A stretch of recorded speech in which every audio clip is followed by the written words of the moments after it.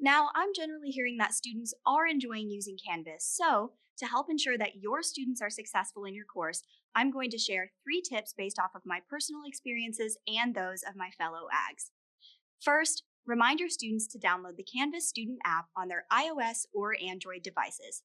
I personally love using the Canvas app because I can access my courses on my smartphone, including features like my course calendars, to-do items, notifications, and messages. Speaking of notifications, remind your students to customize their notifications in Canvas. There are student-facing resources to help your students customize notifications in the Canvas template under the Student Resources section. Leave these in place as you build out your course because we find that these resources are super helpful as we navigate our courses in Canvas. And lastly, remember to be patient with your students because as much as you've had a learning curve with Canvas, we have too. But we'll all get there together. I want to thank you all for your commitment to leveraging the digital learning environment to supporting teaching and learning at Texas A&M. Some of my greatest lessons learned through teaching in Canvas have been gleaned from watching my students use Canvas, particularly the Canvas student app. I hope you too have these moments that substantiate and reward your efforts. Okay, we are going to just go ahead and get started with our agenda today. That agenda is about to be dropped in chat right there, coming from the Texas A&M team. Where we're going to start is we are going to start with leveraging modules, okay? Now, modules is where all of your course content lives, all right? Modules is your lesson plan, all right? Now, your students are going to use mobile devices to access Canvas, as you heard mentioned inside of that informational video. Even if you don't, your students are going to use Canvas for Students, okay? So module organization is essential. So this is just a screenshot of a couple of ideas inside of a module that can be used for organization. Now, these red boxes are around what we call text headers, all right? So you can see that this is numbered 1.1, beginning of unit, 1.2, photosynthesis, 1.3 labs, so on and so forth, all right? And also the title of the module, Science Unit 1, very important, all right? So this is really sequencing out the flow of the module and then the content in between these text headers. Then we can see I have my foreign language over here. If you were doing your modules daily, I've got my Monday, Tuesday, Wednesday, and then of course, if we wanted just to do learn, engage, and demonstrate understanding. Now,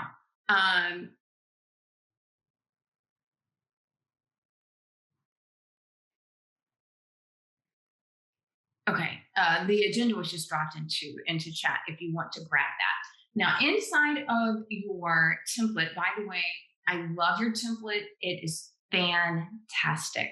It's one of my favorites I have ever seen. And I have seen a good many, all right? Number one, it has been designed for accessibility, universal design for all learners. So let's just take a real quick look at this. When I'm inside of your template, I can come down and I have my modules here. My students can access modules here if they so desire, all right? You also have your syllabus, the academic resources, university resources, and then if you wanted to set up office hours, however you're comfortable doing that, your students have access to this very readily. Now, coming up, I just mentioned they can access modules down here with module buttons. In addition, they can come over to course navigation.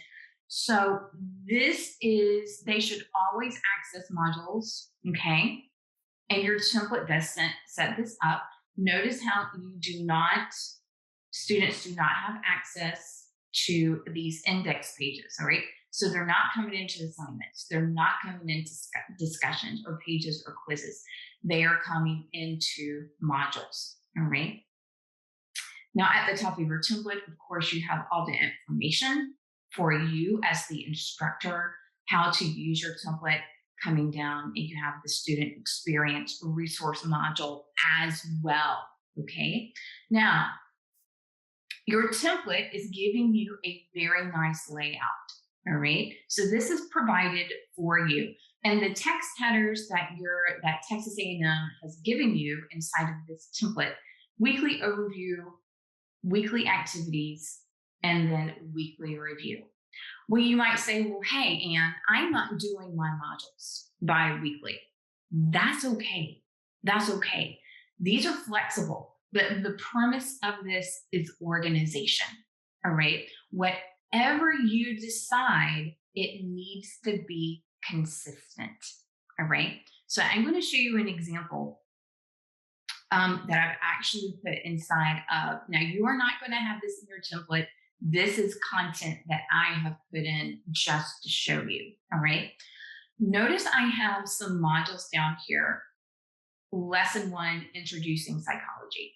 Lesson 2, Psychological Science. Lesson 3, Brains, Bodies, and Behavior. So I have this done by lesson. Again, we are all different in the way we instruct. This could be week 1. This could be chapter 1, chapter 2, chapter 3, all right? Whatever you decide, again, keep it consistent. I would do a numbering system very simply, all right? When they do access Canvas, either on their mobile device or desktop Canvas on their laptop, they are able to navigate these modules because you've set them up for success with consistency and great labeling, naming conventions, all right?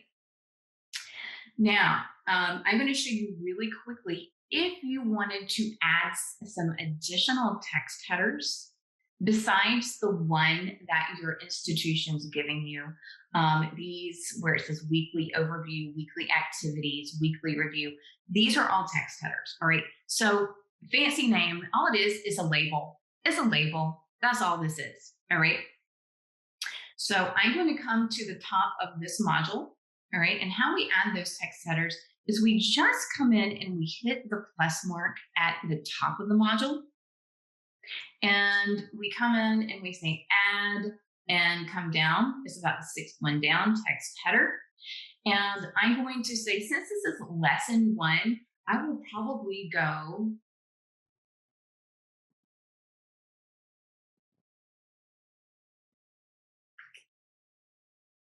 Introduction,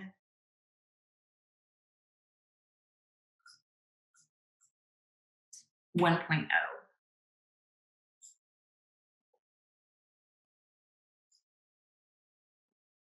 And then I will continue to add. I will come up to the plus sign again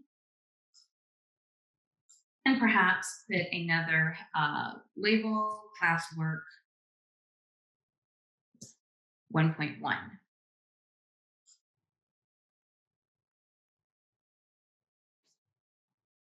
And then perhaps add another one.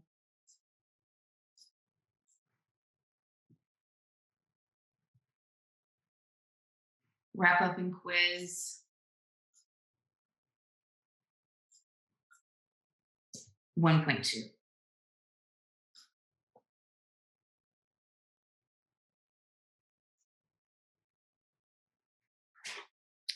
And there we have it.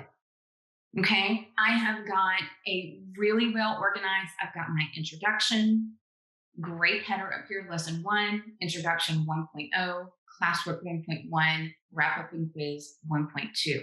Now, I would come down to my next module and I would keep consistency. So I would, when I add a text header here, it would be introduction 2.0.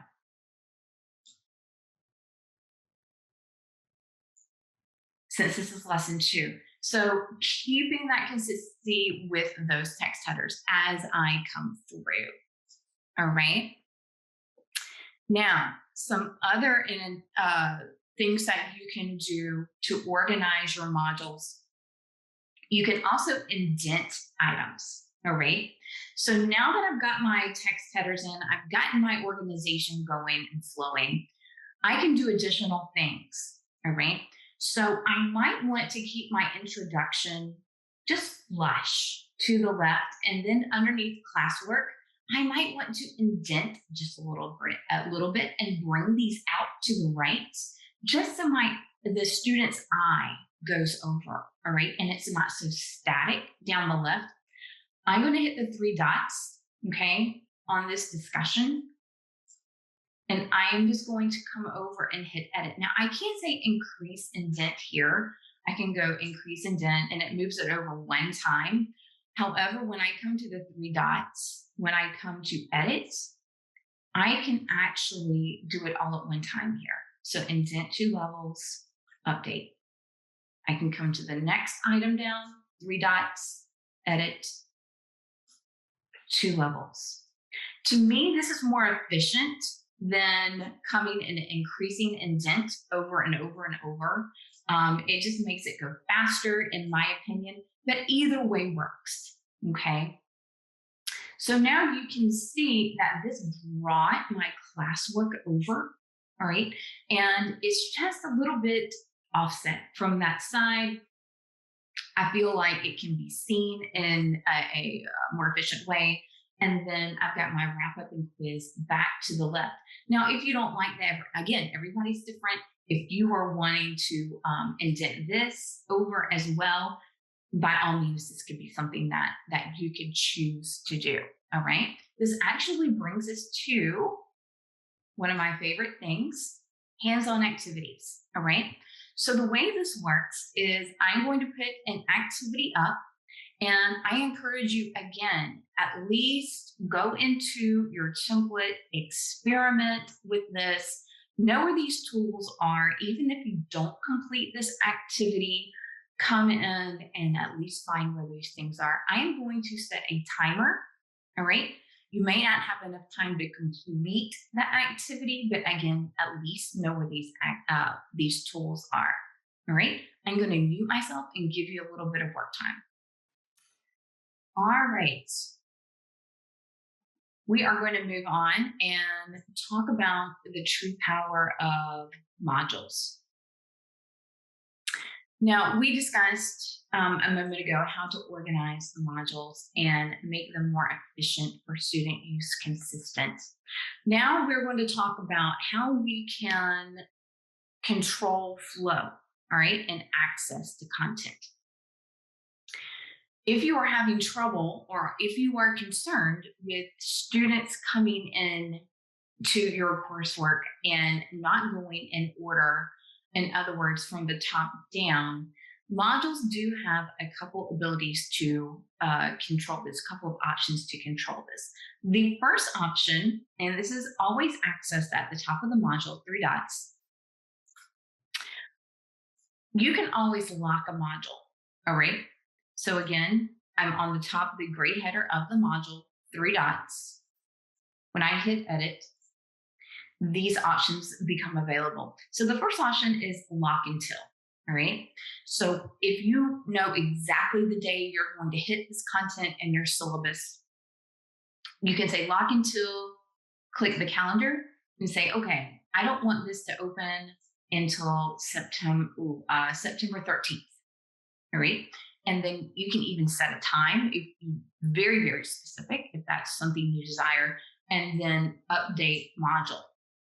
Now, this has to be done before students begin progress through your course.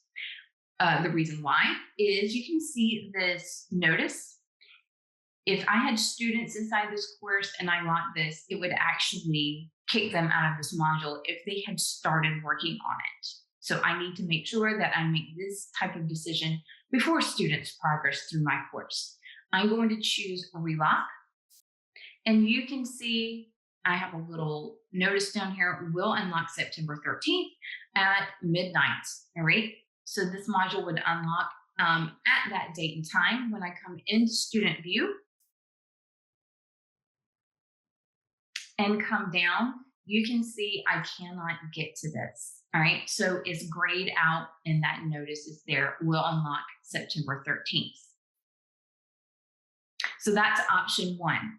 Option 2, again, 3 dots, I'm coming to edit. I'm going to take that lock off. All right. Now, if you are wanting to add requirements, now I do know that it says prerequisites first. You do have to add requirements before you add prerequisites. This is important. All right. The flow, the process of this is important as designing your course. Requirements come first.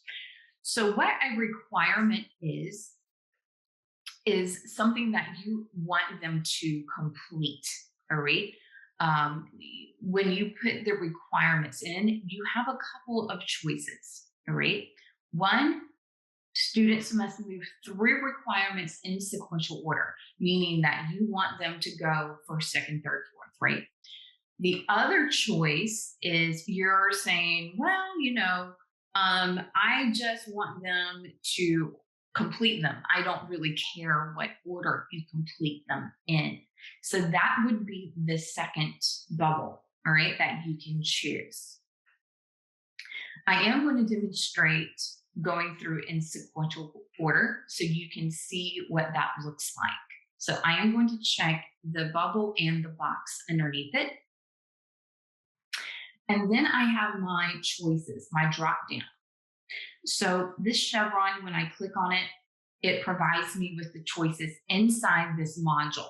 All right. So everything I'm choosing is inside this lesson 1 module. And when I click that chevron, I'm giving these choices. Now, the first item inside my module is a page. All right. It's the introduction. If I choose a page for them to complete, I want to ensure that they come in to complete a page. Here are my options. Either they can view it, mark it as done, or if I made it a wiki page, contribute. Well, this is not a wiki page, but I do want them to come mark it as done. There is a little checkbox inside of the page that they would have to actually check off that they have viewed the page. And I want that artifact to prove that they've come into that page to consume the information. Now I'm going to come down and add requirement, and I'm going to click the chevron again. All right. The next thing I want them to do, I want them to do the classwork. So I want them to do the conformity and authority experiment discussion. Now, when it is a discussion, we have graded and ungraded discussions. All right. So either they're going to submit the assignment, and this happens to be graded, submit the assignment or score at least. All right. So if you want to force a score, like for example, this is out of 5 points, I can say 3. Let's say I wanted everyone to score 3 on that assignment. Caveat is if you force a score, you would have to grade it. All right, before they can move on in that module. I typically don't do this unless it is a quiz, an auto-grading quiz. If I wanted to force a score for some reason in a module, it would be an auto-grade quiz, all right? Otherwise, they're going to be stuck until you grade it. So when it's a discussion, I just say submit the assignment, all right? I'm going to continue to add requirement. And the next thing I do want them to do, for example, is the assignment, the psychology paper. And again, I have that choice of score at least. Since it's a paper, it's going to take a long time to grade. I probably don't want to do that. I just want them to submit the assignment. All right, so on and so forth. I'm going to say update module. Again, it's going to say, are you aware that students may be progressing through this? I'm going to relock. Now, you can see complete all items at the top. When I go back into student view, this is what it looks like to the student. Now, they have a complete all items pill at the very top of that module. And notice I cannot get to this content. It is forcing me to start with this page. So as a student, I would click in. I would see the lesson. And then at the very, very bottom, it says mark is done. All right. So I would have to come in as a student and check that. And then I can go into the next item. And this just happens to be a video. Now, I did not put a requirement on the video. Okay. They would come in and watch the video and then hit next. And here is the graded discussion that they must submit. Now, if I do not, as a student, submit this, when I hit next, notice what has happened. I get this little lock, all right? It's saying, no, I'm sorry, you cannot have access to this assignment because you did not complete the requirement before. So the student would actually have to come back and complete this discussion, and then they could go forward inside of the coursework. So it is a fantastic way to make sure students are progressing in a sequential manner through your course. Now, coming back, what I just did, again, up here, 3 dots, edit. These are requirements, all right? Now, if I wanted to set a prerequisite would be down, a prerequisite can only occur if a module before it has requirements. So let me say that one more time. Prerequisites can only occur on a module if the module before it has requirements, all right? And let me show you what I mean. So lesson 1 has requirements. I can now set a prerequisite on lesson 2, all right? So I'm going to click my lesson 2 module, come down and hit edit.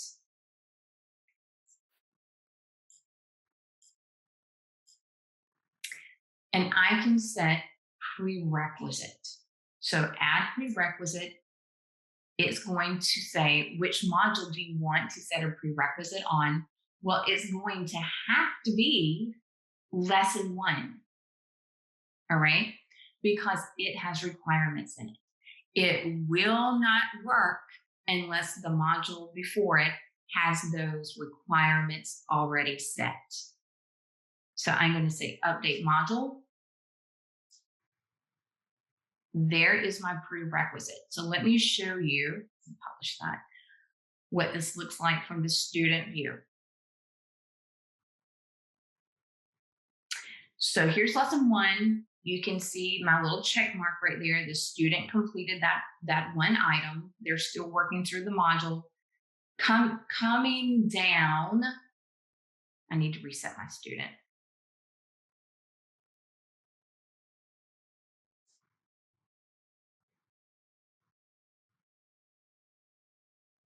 There we go. By the way, whenever you change something, like I just changed that to a prerequisite, you do need to reset your student view whenever you make a change. So you can see here's my lesson 1, all right, with my requirements. When I come down, here is the module that I just put that prereq on. So that means I have to complete this entire lesson 1 module before lesson 2 will open, all because of that prerequisite. Again, because this has the requirements. Now, can I have prerequisites and requirements? Absolutely. I can come in and set requirements in this as well, and then come down to lesson 3 and say the prerequisite is lesson module 1 and 2. All right. So it would just then be cascading down. I'm going to give you some hands-on time to find all those tools where you can lock the module for a certain date, add requirements, add those prerequisites. I'm going to set a timer like I did before and give you some work time. All right. So once we have our modules tight, organized, great naming conventions, prereqs, requirements, we're ready to rock and roll at Texas A&M. Using that template that we already have, it will be fantastic. All right, you will be set for success all the way through fall and spring semesters. So I hope that was helpful to you in modules. Again, remember that your students are going to use mobile devices. So keeping in mind numbering conventions, how this is going to appear on a mobile device, notice how this is very, very helpful to them. When they click on that module, it will expand and cascade down, and they will see those items. All right. So some best practices in there for you. All right, we are going to move on, and I am going to give you a break when I hit an hour, but I do want to come in to assignments and peer review and talk about that a little bit. All right. So peer reviews. Obviously, a peer review is an assignment that enables students to provide feedback on another student's assignment, right? So I know that these are important. However, I know there are some strange caveats that might be frustrating you. So I am actually going to give you, I'm going to drop this into chat for you to access because, and this is Canvas vetted. It's a great resource. Here are some tips and tricks that I have. Your institution may have given that to you, but I want you to have it. All right. And so that's a great thing for you to access, favorite it, etc. Now, we have anonymous and not anonymous peer reviewing. Please keep in mind, if you choose anonymous peer review, students lose markup tools. All right. The only thing they would have to review would be Rubric if you attached it to the assignment. So just keep that in mind. Now, also, we're going to be going down how can a peer review, they're not getting a grade for completing that peer review. So I'm going to be giving some tips and tricks for that completion of the peer review as we go through. All right.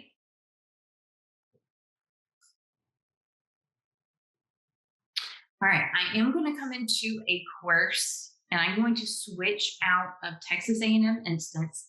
And the reason why is I don't have students at Texas A&M. All right, so I'm going to give you a heads up. You are going to see the color change. All right, this is no longer going to have your branding. I am still in Canvas. All right, it's just my color is changing. That's it. All right. So I'm going to come over to a course that I actually have students in. That's the reason I am switching over. All right. Now let's talk a little bit about peer reviewing. Now I do a peer review exactly the same way I do any other type of assignment. All right. So let's talk about the way we create a peer review assignment.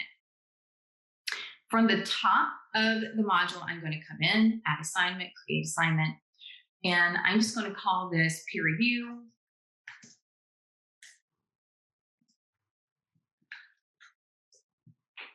August 24th.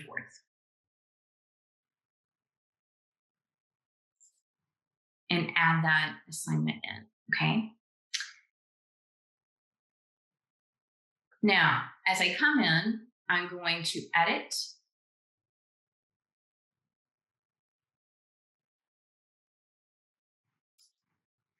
And I would just put in I would use my template actually, because your template has great directions in it. So you don't have to recreate that wheel.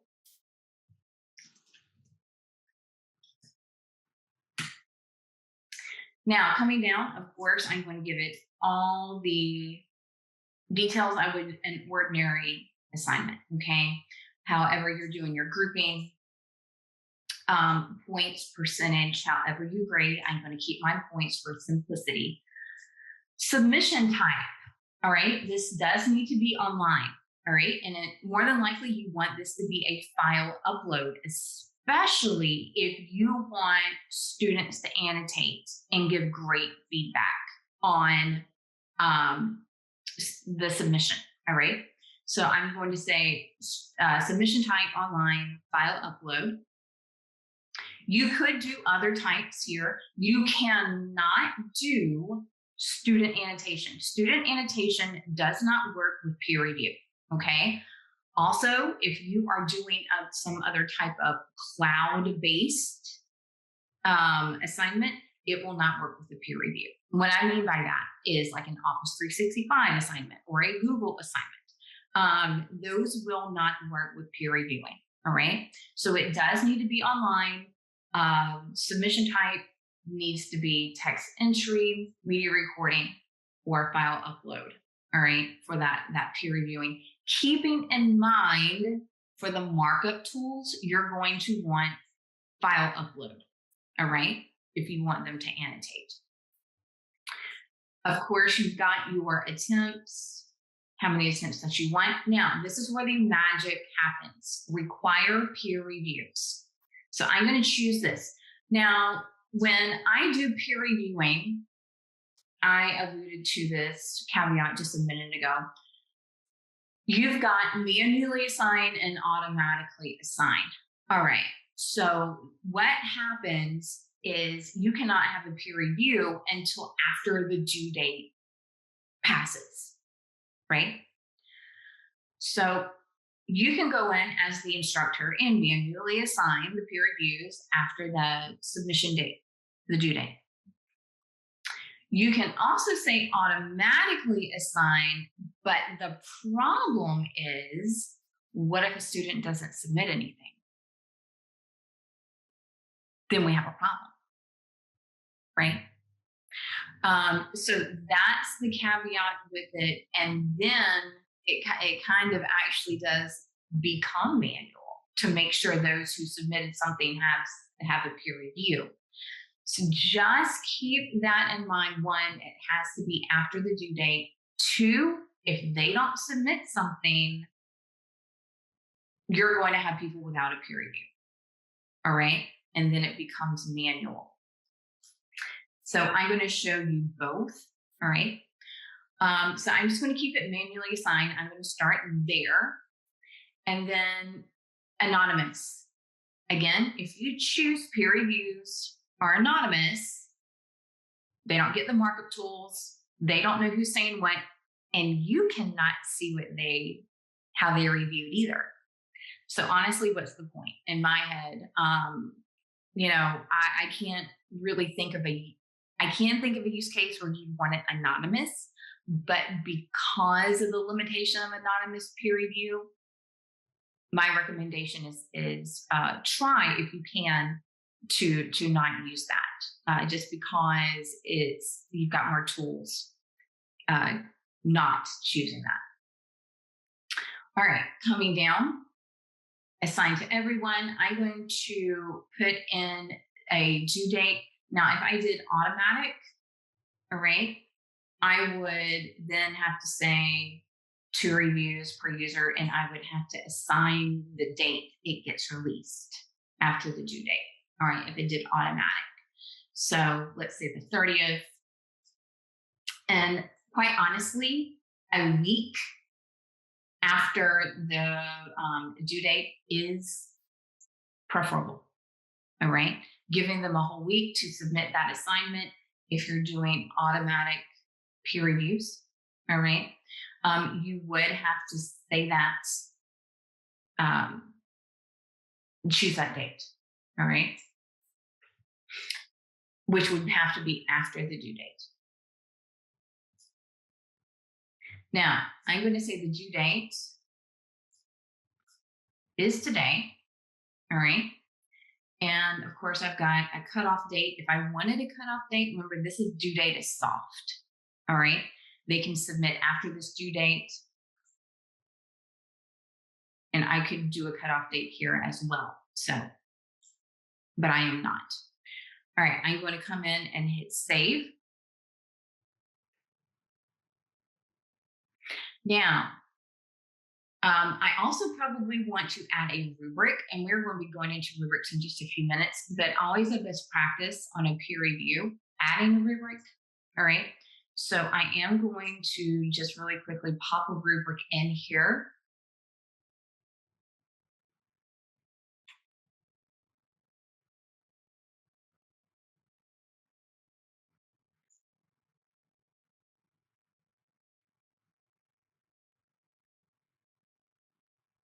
And I'll just use that one. Maybe.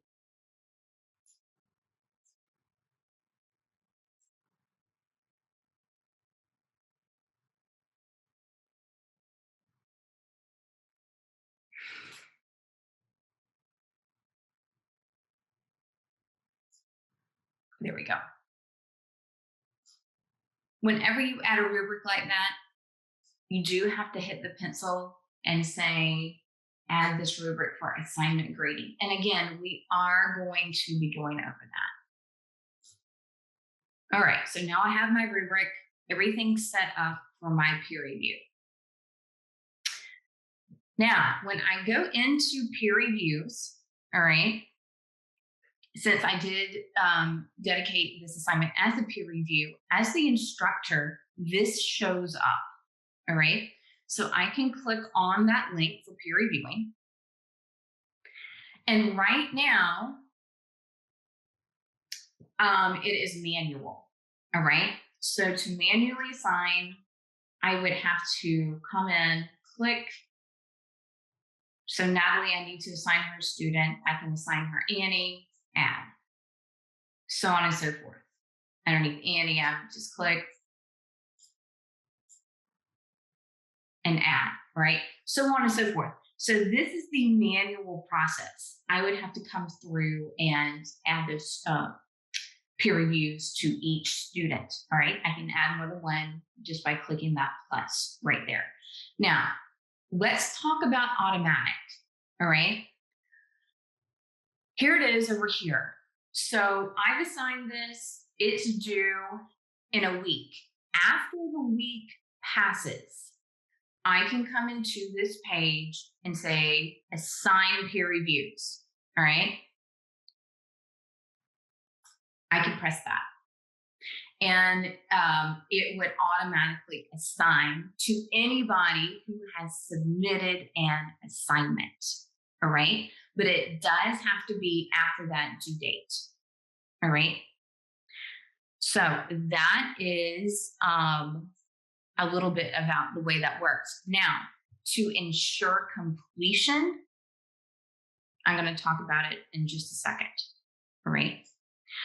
Now, I am going to give you just a second to come in and find those options, all right? Make that peer review assignment. I'm going to give you just a minute to do it, all right? And then I'm going to show you the student side of all of this, all right? And what it looks like to the student with the peer reviewing. All right, so a little bit of hands-on time. All right, so let's look at this from the student side, shall we? So I'm going to come in, make sure I've published it.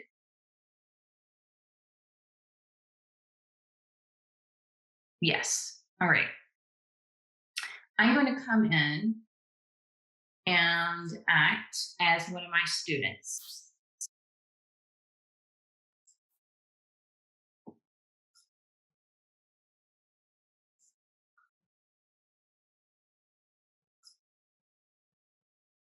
Now, let me take you back out just really quickly.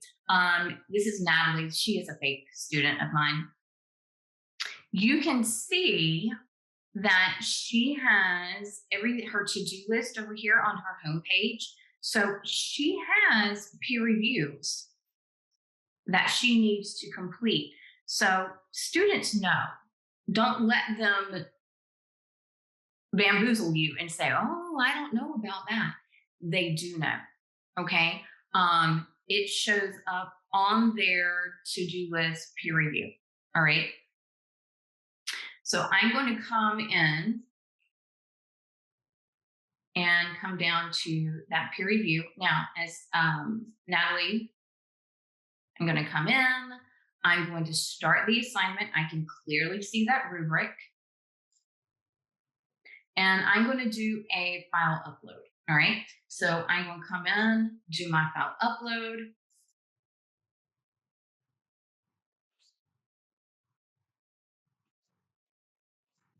And you can see this is shooting to my device, right? So they can come in, choose that, attach it, and submit it.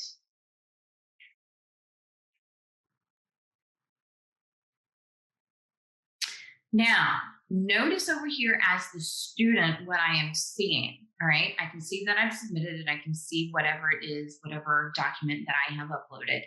And now I can see the name of the person that I am reviewing, all right?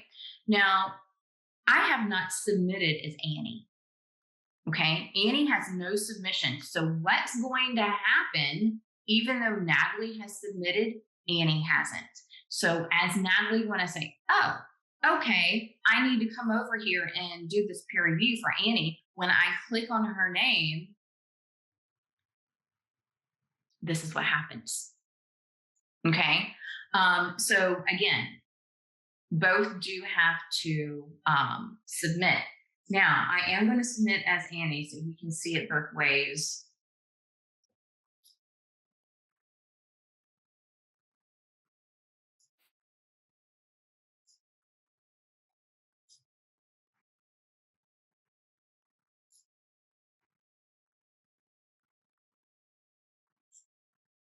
So here I am as Annie. I'm going to also submit.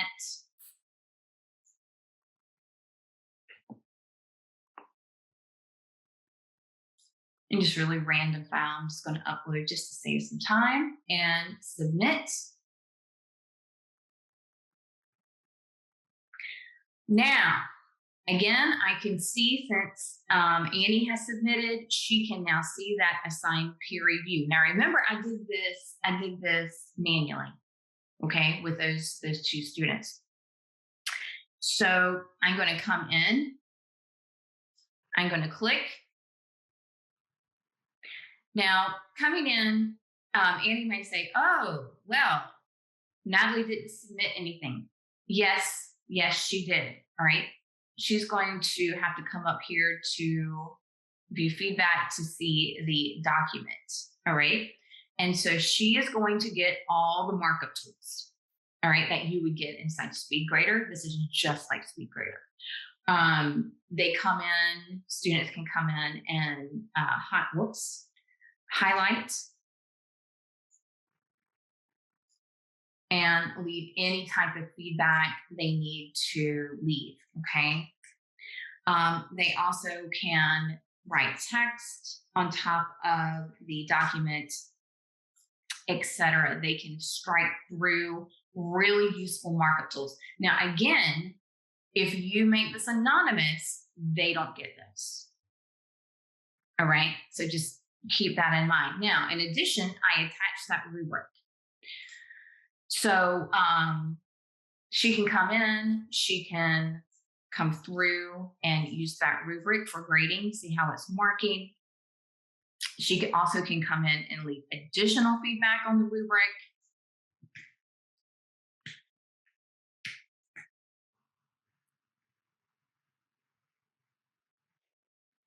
And then hit save.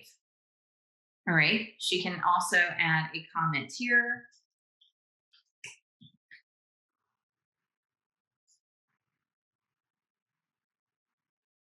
And she is done. So that's what it looks like from the student side. All right, that peer reviewing process. Again, if it was anonymous, the only thing I would have had, because I attached it, would be a rubric. All right. So that's a little bit of the peer review process. Now, how do you ensure students do a peer review? This is the way I've done it in my own classes, and it works. Okay. You may like it, you may not like it, just food for thought. I make an additional assignment of no submission, a no submission assignment. All right. And for example, I would come in the module, I would create an assignment and I would call it peer review credit.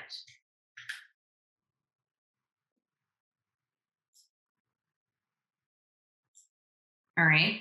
So there's that assignment. Now, when I make the assignment,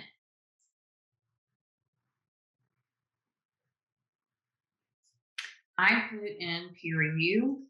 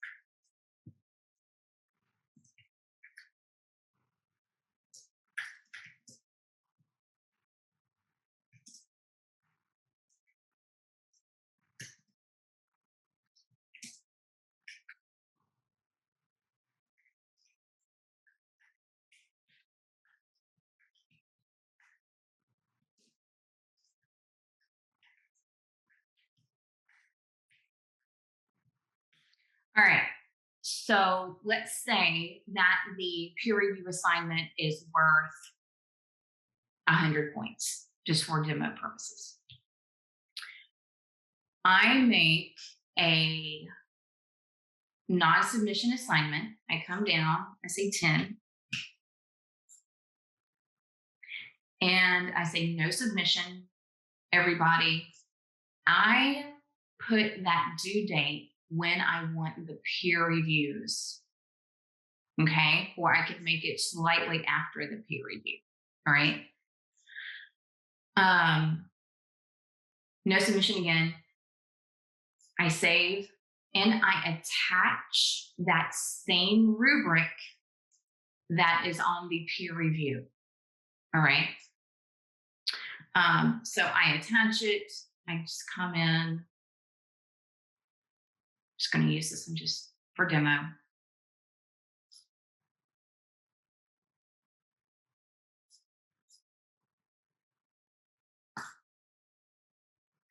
And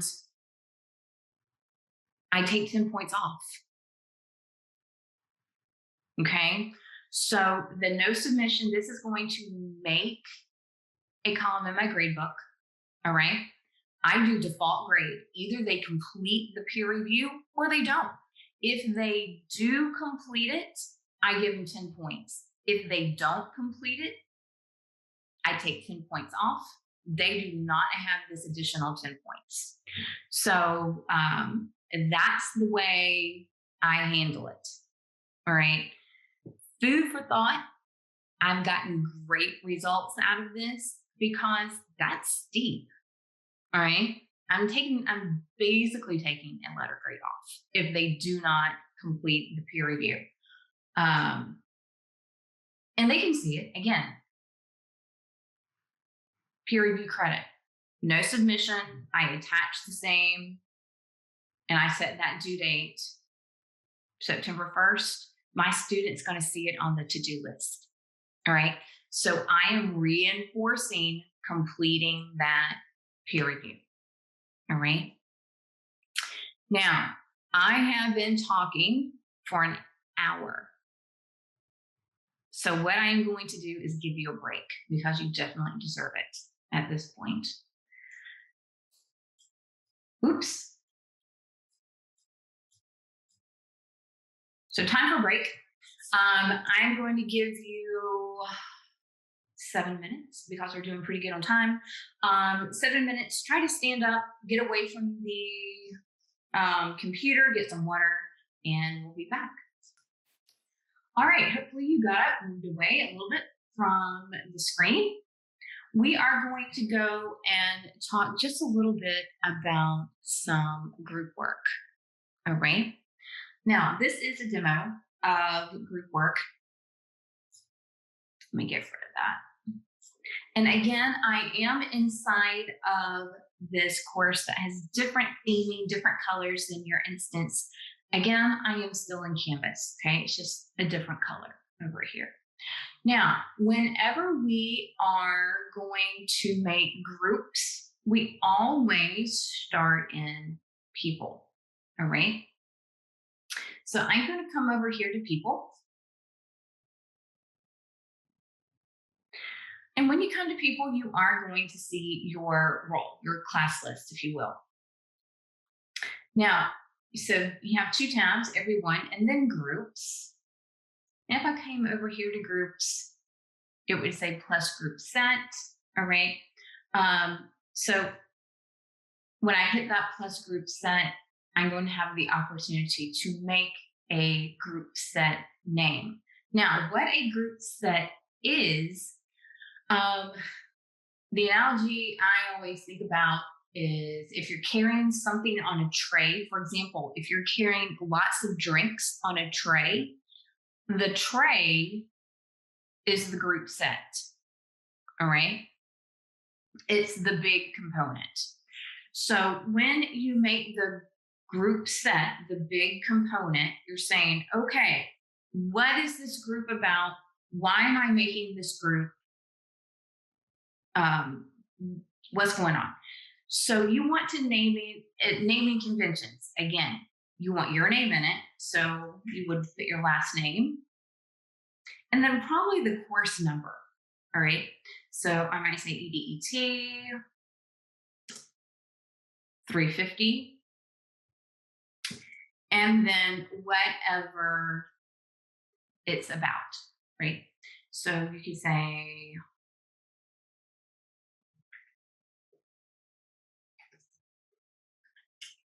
our research project. Whatever you're making groups. Now,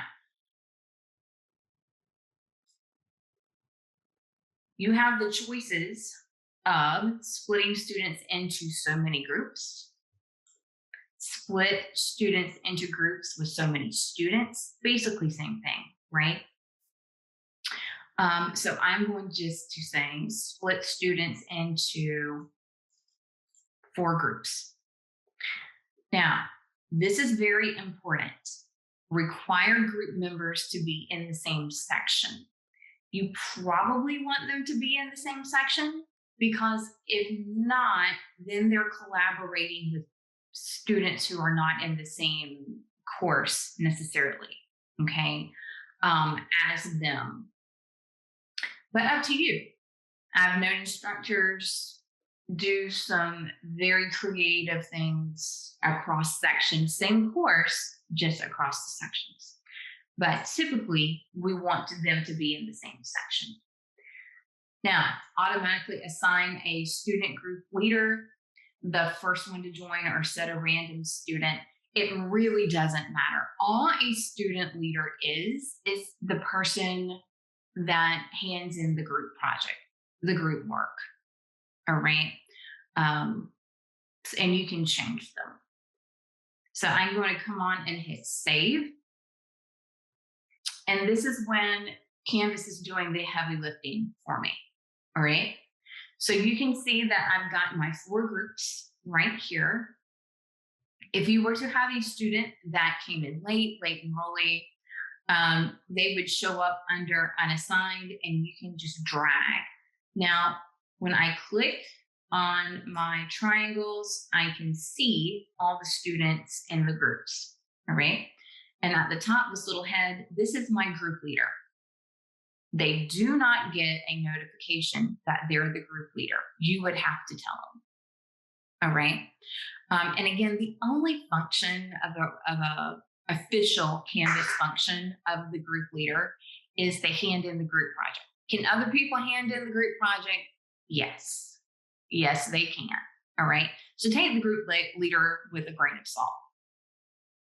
Now I can drag and drop students, if I needed to change, all right, so let's say that for whatever reason, Taylor got put in the wrong group and she belongs down here, I can drag her down, all right?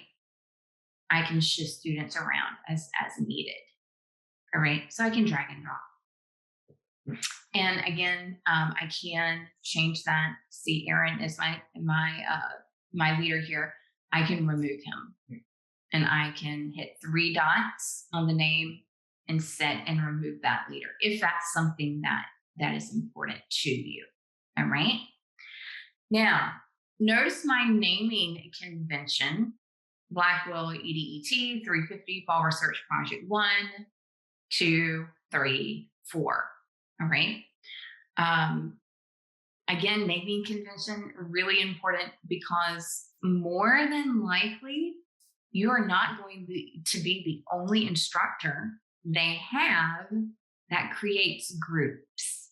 So having your name and the course name inside the group is important.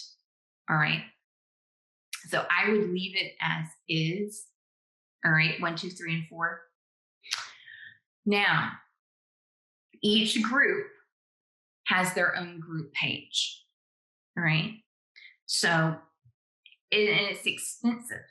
I would only do grouping or groups inside of Canvas if it is a long-term project. I would not do groups in Canvas if it is a 2-day project. All right. I would do some other type of collaboration. All right. I would do collaborations in Canvas where they collaborate on a document. I would not give them a whole group page. So this is what the group page looks like. All right. To get to it, now just remember where we are. All right. I'm over here under people. This is where I started. All right. And I created that group set. Now you can see my group over here. There it is. All right. So kind of going back where we started before we keep going forward, people, I created that group set. All right. There it is. And there's all my individual groups inside that group set.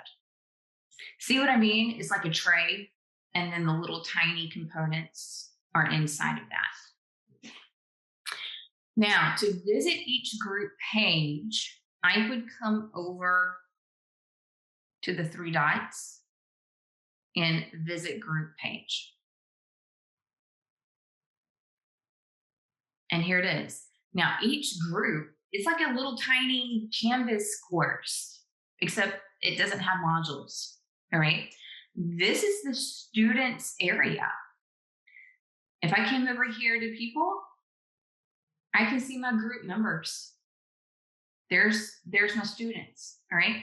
So they have this little tiny mini Canvas course to collaborate. Again, this is the reason why I wouldn't do a short-term project, at least a week. That's how I feel about it. You know, obviously you do you. But what students have the ability to do is they can come in and they can make announcements for each other, to each other. They can create pages. Any discussion that you create for them will show up in the discussions area. They can upload files to share and collaborate. They can even have conferences, all right? And they can collaborate on a PowerPoint or a Microsoft Word document together. So they have all this at their disposal. For example, a student could come in and make an announcement, plus announcement.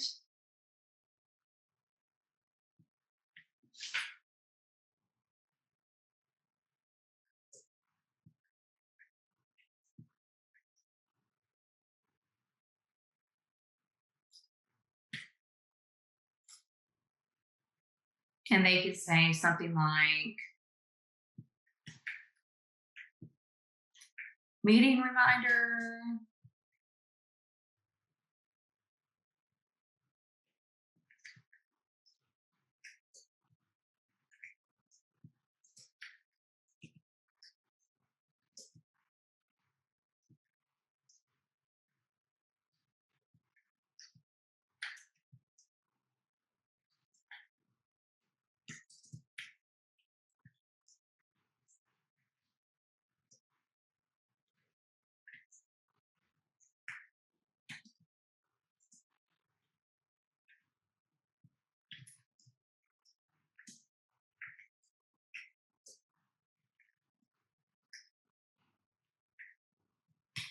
All right.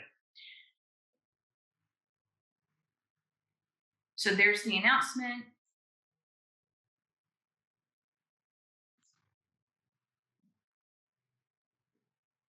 And you can come in and as the instructor and see any announcement that is made inside of their group homepage. All right. You can also come in and see any files that they upload, etc. So they do have the ability to make folders, upload files, file organization. They have this in this area as well. All right. So again, they have lots of tools at their disposal. You can come in and look at their group page at any time, and they do not know that you're in here looking. But I think it's an important component to see what groups are doing what they should be doing, who's active, who's pulling their weight, etc. Now, I'm going to come back inside the course. And when I make a group assignment, I still am going to make it inside the module. All right. I'm not doing anything necessarily radically different. So I'm still coming to the module.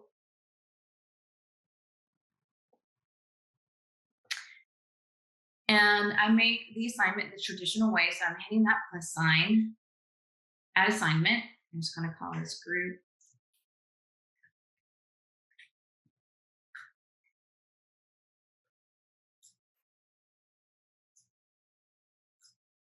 The big difference when I make a group assignment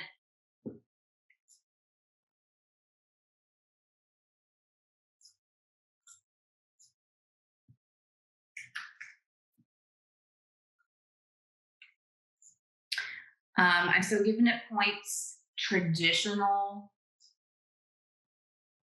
way. I fill out all my details, points, etc. Have your grading. Submission type, again, probably online. All right.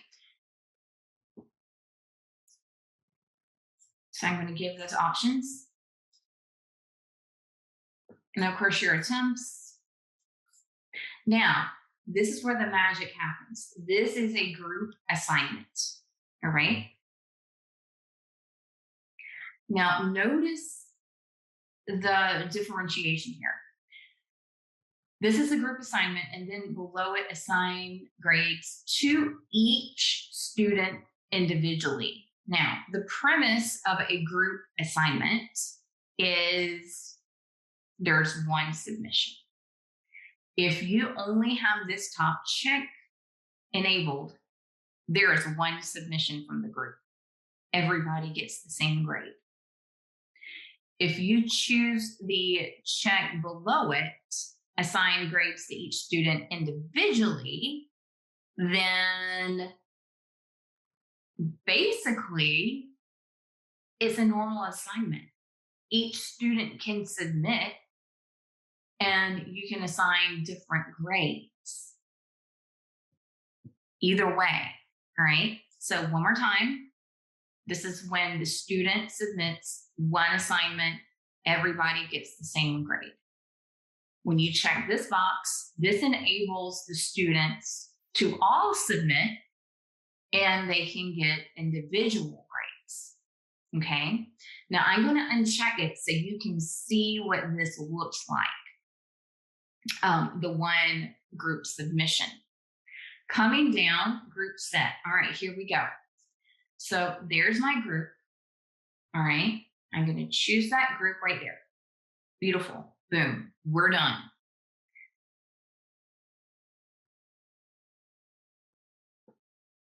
Now, assign to everyone. This is going to go to everybody in their groups. Now, one thing that you do have is, for example, you could, I'm going to show this to you and then I'm going to back out of it. You could say, all right, well, I just want to assign this to group 1 and group 2. You can do that. All right. You can differentiate assignments per group, which is a pretty awesome option according to what you're doing. Right. So this works really well if you're interested in it. All right. And those groups would be the only ones who saw the assignment inside the module. Right. So food for thought, a little bit advanced. I know this is the advanced group. So that's an advanced feature of groups. Just wanted to show it to you, mention it to you. All right. One more time. I can assign it to everyone. That's all the groups are going to get it. Or I can choose the groups I want to assign it to. Only they get that assignment. And they can submit the assignment. All right. All right. But I am going to just keep it simple and do it to everyone. Now, I'm going to set that due date. And again, that's soft. If I wanted to have a cutoff date of the 27th, I could. I'm going to hit save.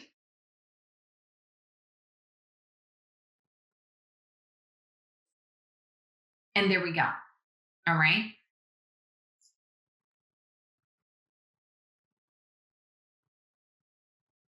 Now, there's my group assignment. As a student, when I come in and come into the group assignment, still coming to modules, start assignment, notice what happens. I am getting this. Now remember, I want one submission. Everybody gets the same grade. I'm going to get this little warning and it says, hey, keep in mind, if you submit this, you're submitting it for your whole group. All right. So they're going to get that notification. You're submitting on behalf of your group. All right. So that's the way it looks from the student viewpoint when you make that group assignment. Now, if you were to have chosen assigned grades individually, they would not get that warning.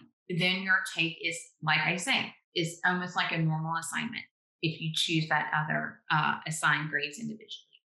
All right.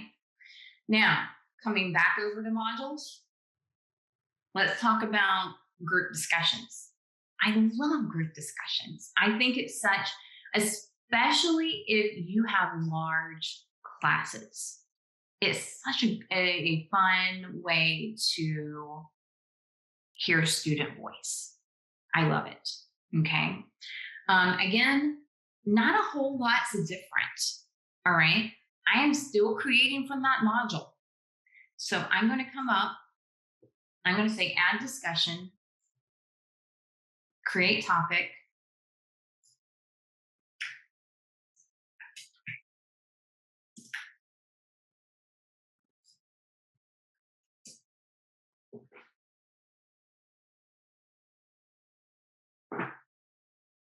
And I'm going to add that item.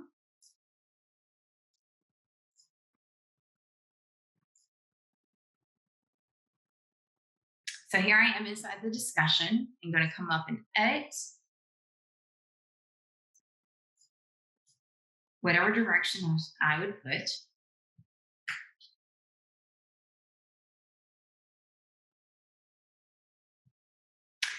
Now, of course, I'm going to choose my options, threaded, replies.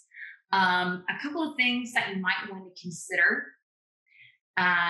Users must post before seeing replies.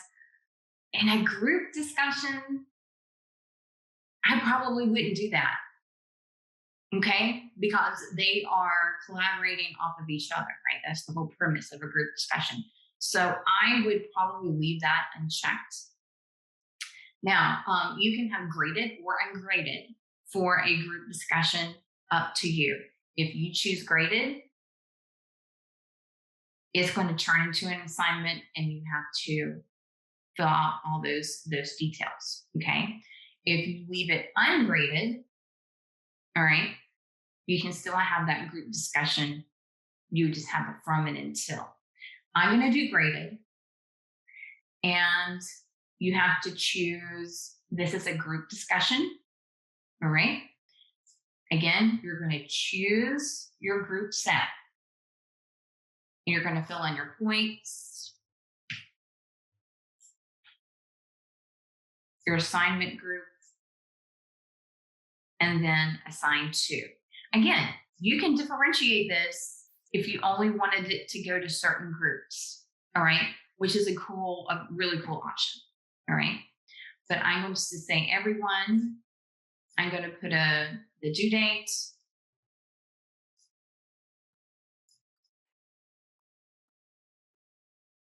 And I am going to save. Now, what happens is after you've made the discussion, and it doesn't matter if it's graded or ungraded, you're still going to get this. What these actually are links, okay? So I'm going to come back to modules and show you. Modules, I'm going to go into that discussion. These links are at the top. Now, when I click on each link, what it does is it shoots me into the home page. So the students actually see it inside their group homepage. There it is. All right. So notice I'm in group 1 up here at the top. I'm in their discussions. They see this in this area. All right. So I can just click here and see what's going on with that. And then if I wanted to switch groups, come down, go to group 2, go through their discussion, etc. All right. And only they would collaborate in those discussions and have that voice. So really nice options inside of group work. Whoops. There we go.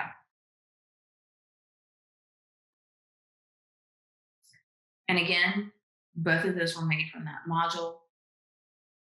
And the student view, since I've been showing you student view in most everything, when the student sees it, again, they're going to come in group discussion, and it just takes them into whatever group they're a part of. Okay.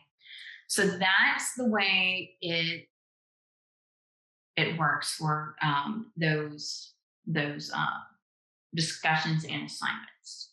And one more time, groups are always under people. All right. There's my group set. And I can come to the 3 dots and visit that group homepage. All right. So nice options. All right.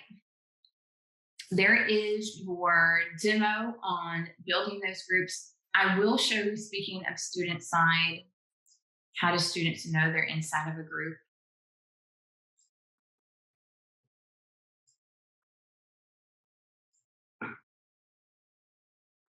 They are going to see over here on global navigation, they will see heads where it says groups, and they will then see all the groups they're a part of. All right. So you can see the reason why that naming convention is so important, because we have 2 groups going on right now. All right. So putting your name in there and your course number, very, very important to the students, especially if they have instructors who are utilizing groups. Okay. So a good thing just to always do.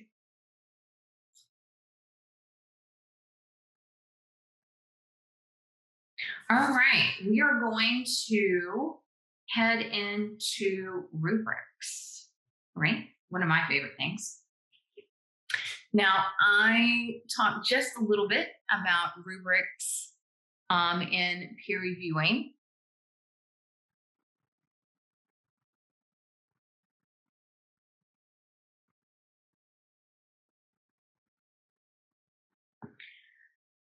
And I'm going to shoot back over to your instance. Here we are. Okay, so I'm in Texas A&M again. And to keep this really simple for rubrics, right now, here is your rubrics index page. All right. And this is probably where I would make all my rubrics. All right, so over here on course navigation, I would come to rubrics to make the rubric. You can attach them and make them inside of an assignment, and it will come over to this page. I don't want to go a lot of back and forth. So for today, I'm just going to demo from this. It's exactly the same thing. This is probably the simplest option, all right? So over here, rubrics, course navigation. Now you're going to have the ability to say add rubric, all right? So you're just making a library for your course. When you say add rubric, you are going to have a title. So you are going to have to pop up and give it a little title. And I'm just going to call this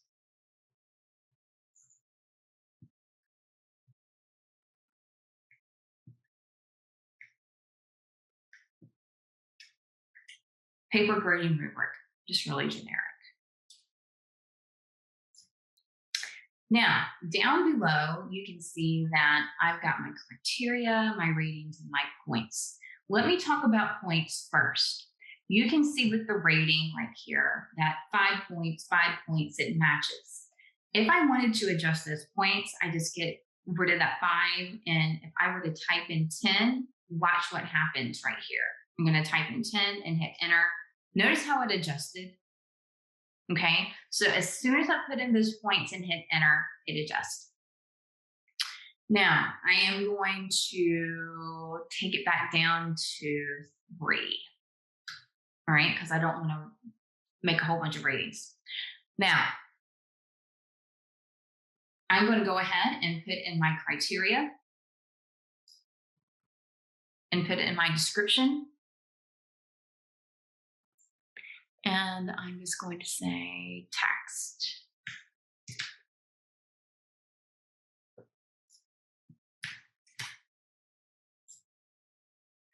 And so what am I looking for in text?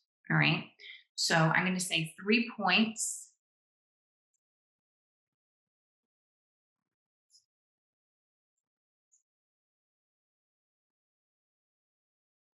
Excellent. What does it mean if it's excellent?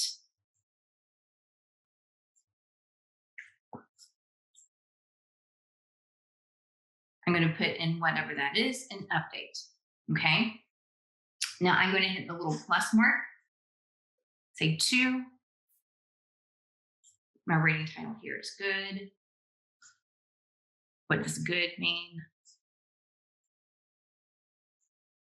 And put in that description and update, and so on and so forth. I'm going to hit my plus mark again, hit 1. Needs improvement.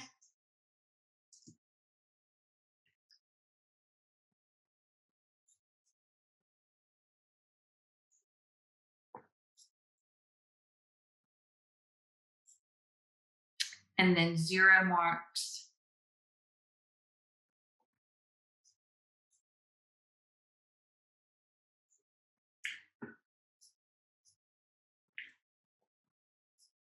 And there we go. All right. So I have the first part of this made. Now, the beautiful thing about Canvas rubrics, I admit to you, it's a little bit manual. So if you're sitting there saying, oh, okay, is there any way I can upload a PDF? Is there any way I can upload some type of document? No, not to my knowledge. All right. Maybe somebody has written some ingenious code to do this. I am not aware of it. All right. So to my knowledge, this is a manual process, but let me show you a little shortcut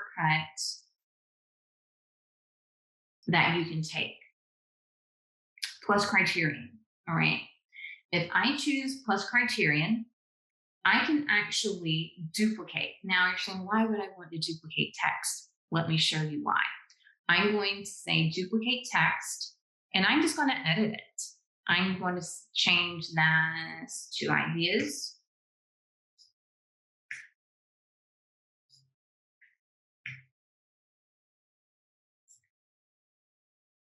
And then notice what happened. I've got that skeleton and I don't have to recreate the wheel. All I have to do now is come in and just edit. All right. I'm still going to keep it excellent, good, needs improvement, and no marks. All I have to do is hit my pencils and just change it. All right. So I'm going to come in, hit my pencil,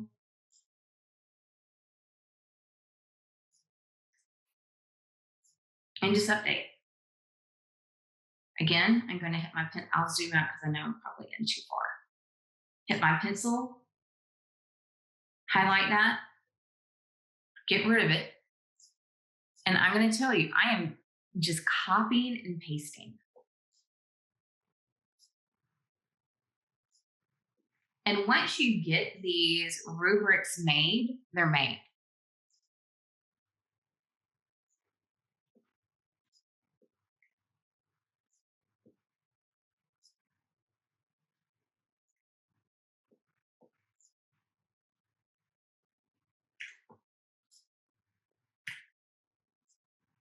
And just like that, I'm done.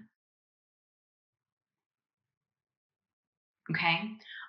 So again, this plus mark down here, when you're adding to the rubric, duplicating, remember, it just gives you that skeleton that you can just come in and edit. All right. It is a time saver when you are making that rubric. Okay. It is to me anyway. I encourage you to use it. All right. Now, let's say that this is a very small rubric.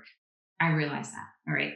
I don't want to waste your time, you watching me make a rubric. So let's say that I am done and I am going to create rubric. All right. There it is. All right. Now I can always come in and edit it again, and I can add to it. Okay. So it is editable. You can edit it at any time. All right. So I know we're talking about extra credit. Since we're in rubrics, I'm going to go ahead and address the extra credit using a rubric. If I wanted to add extra credit, I can. This is the way to do it. I could hit my plus criterion and I could duplicate this and I could just call it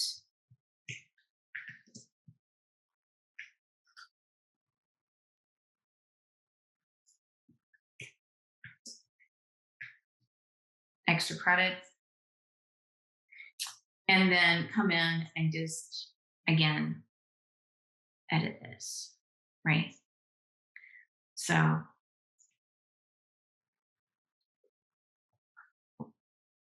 whatever I'm counting here for extra credit,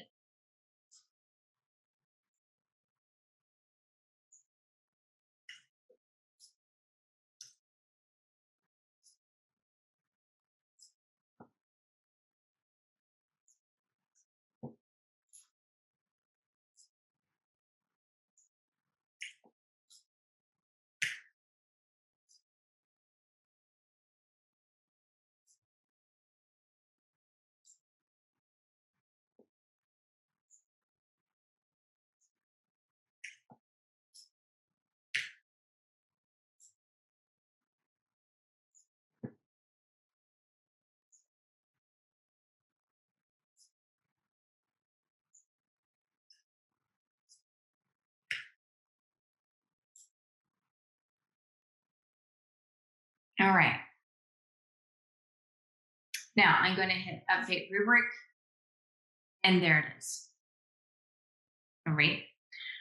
Now let's talk about how to move this in to Canvas. All right. Because rubrics right now are just kind of sitting. They need a vehicle, right, to come out and work. So how you get your rubrics out of that little area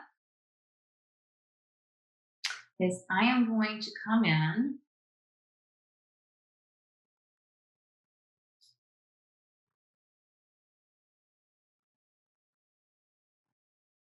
And I already have a rubric here, so I'm going to throw it away.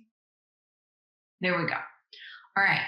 So once I'm inside of an assignment, notice I'm not up here editing.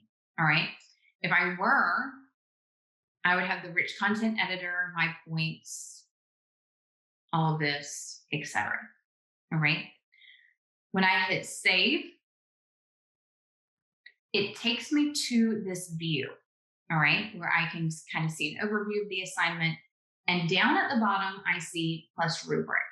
So I'm going to hit plus rubric. Now, I want the rubric I just created, all right? So I'm going to hit find a rubric.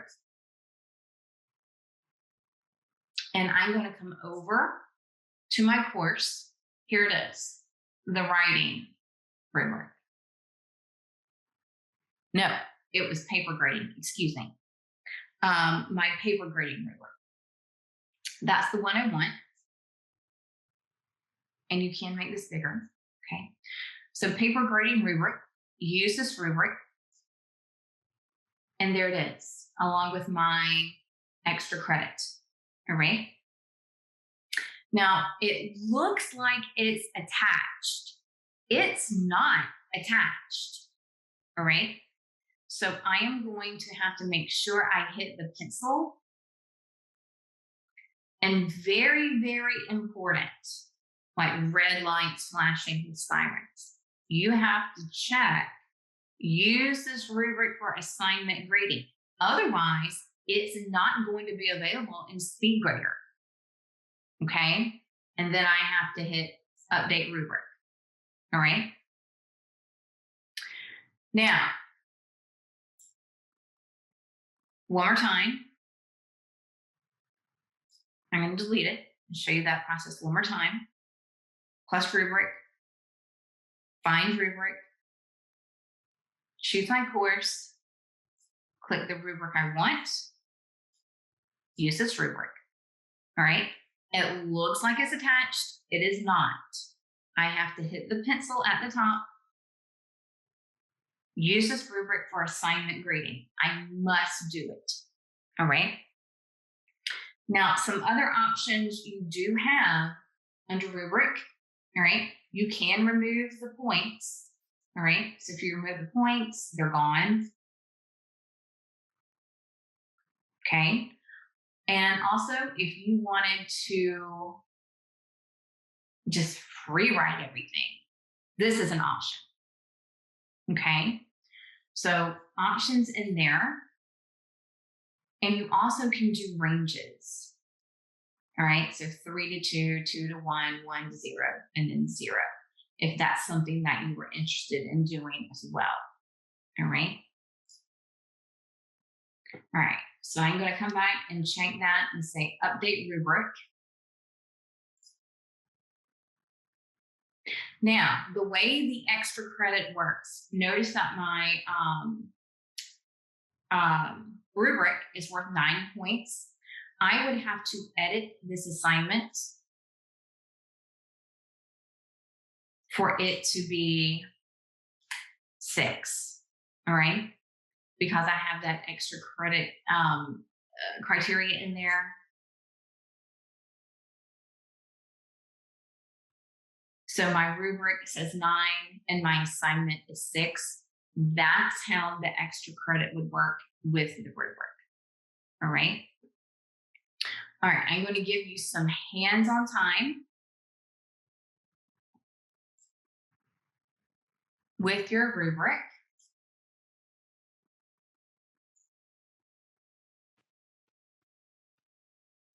All right, a couple of other things with rubrics before we move on, all right? You saw the way I attached that to an assignment. I'm going to show you how to attach it to a couple of other graded elements as well. So you can do exactly the same thing on a graded discussion, okay? So when I come into my discussions, all right? So let's say my brain and behavior discussion. It does have to be graded, all right? So make sure that when you're coming through and creating the discussion, you are choosing the option of graded. Otherwise, you cannot attach a rubric, okay?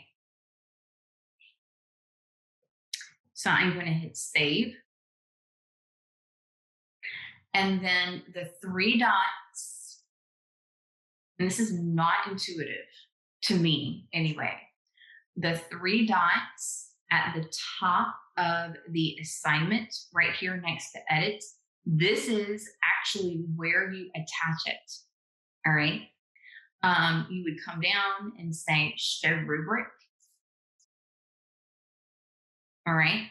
And so again, I'll delete that so I can show you what it looks like to add one.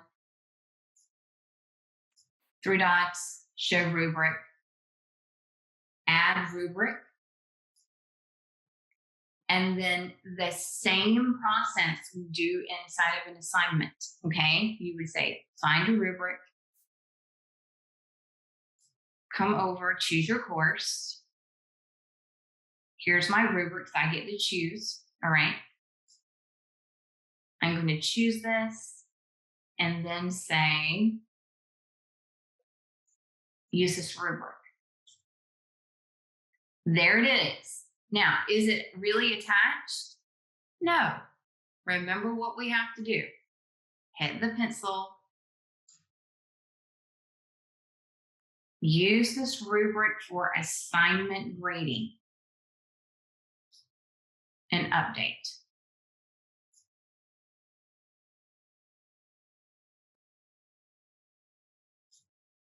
Here we go. All right, it's up here. And that's where you would add it. Okay, just bring it over just like you do an assignment.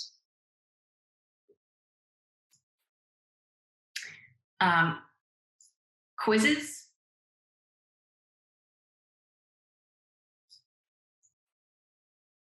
Let me come into a quiz.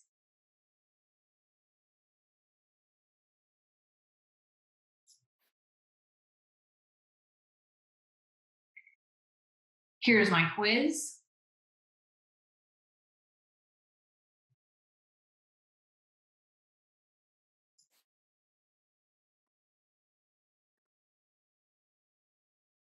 I'm going to come in here, hit save.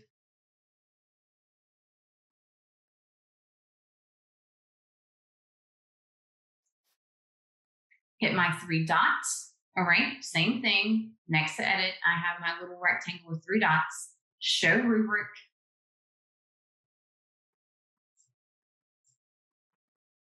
I would just pull the rubric, say add, find, choose my course.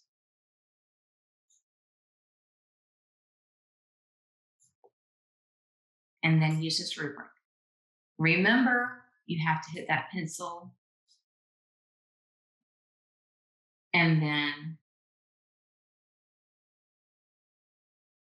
you're good on the test.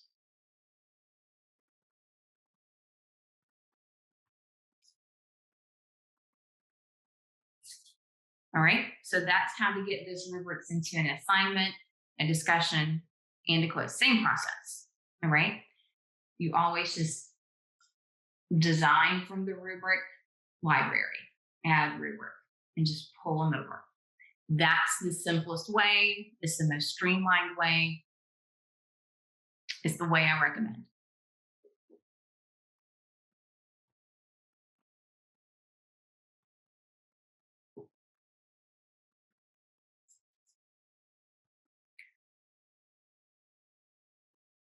All right.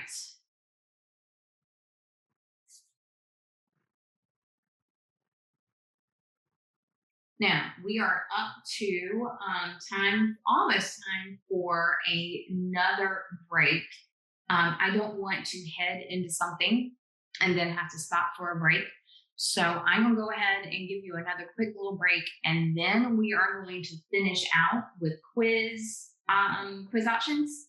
We're gonna talk about Speedgrader, And I'm going to duck back in at the very end and show you assignment group extra credit, and then show you all the awesomeness that Texas A&M has for support in Canvas.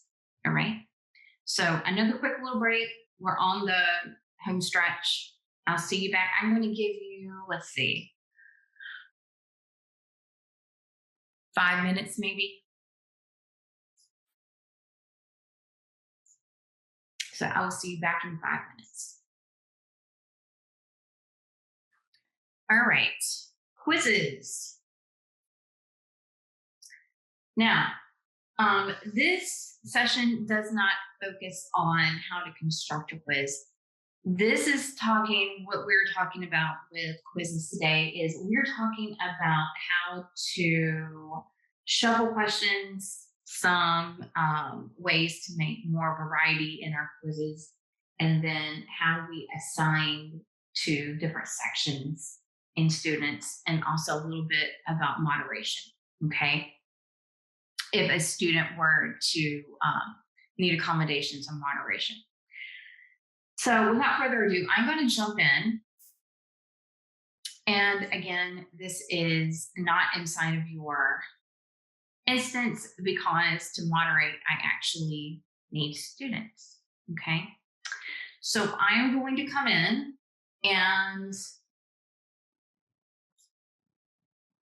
I'm going to come into my quizzes and I'm just going to choose this. All right. Now, so quizzes index page, here's this quiz. Let's talk about moderating. All right. So when you open up the quiz and you're not editing, notice again, I'm not editing. Okay. I'm just kind of sitting here. You're going to see moderate this quiz. All right. And if you're in a sandbox or don't have students right now, you may not see this. So I'm going to come in, moderate, and here are my students. All right. So I can see that my students all have one attempt left. All right. Nobody has attempted it. I don't have any attempts listed. I don't have a time that they've actually taken the assessment, and there's no scores. So this is a quiz that's never been taken. All right. Now I can, before the quiz is taken, I can choose, let's say I've used Natalie all day, haven't I? I'll choose, that's fine. Natalie and a Bill, let's say they all have paperwork from student services that things, accommodations need to be made.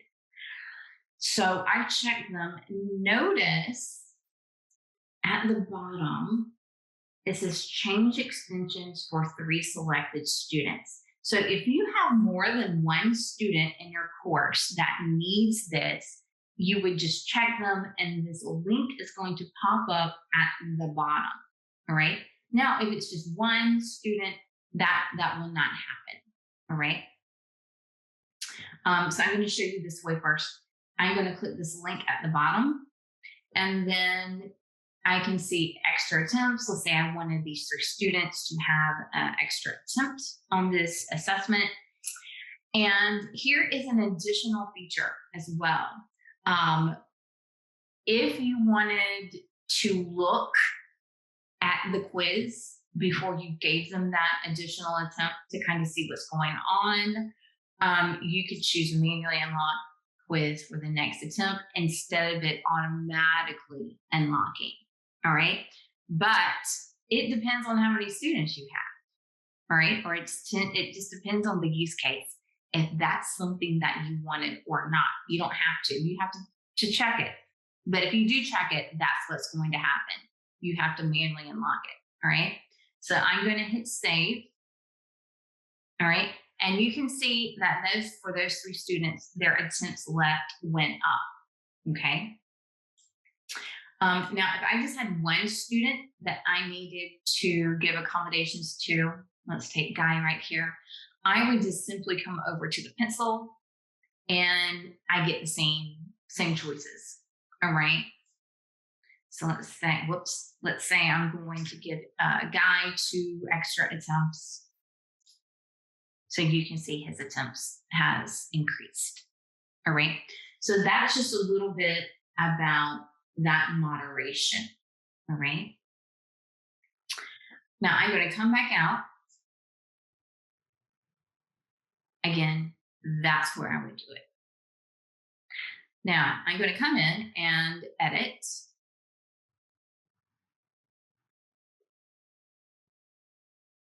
Let's say instead of giving a student those types of accommodations, I need to give them a completely different due date. Okay. Or let's say I needed to give a section a completely different due date. I would come in and edit, and this is on the details tab. All right. So I'd have the name of the test, the directions, all of my quiz settings. Then down at the bottom, it's assigned to everyone and a due date. All right. Now, if I wanted to differentiate this further, I would just hit add. And let's say that I had another section that I wanted to add this to with a different due date. Okay, I can do so. So here's my different section. I can come in and say, okay, well, their due date is today, etc. All right, so I can do that with different sections. I can also do it with individual students. All right, so let's say that Aaron and Bill, they needed a different due date than the rest of the class. I could differentiate in this manner as well. So this would completely shift the due date. Now, did it necessarily give them extra attempts? No, that's when I would do that under moderate. So I can do both. All right. I can moderate and I can give a later due date to students if needed, or a whole section, a different due date. So related to each other, the moderate and then that add button as well. So lots of flexibility as far as giving those accommodations. Now, let's talk about question groups, shall we?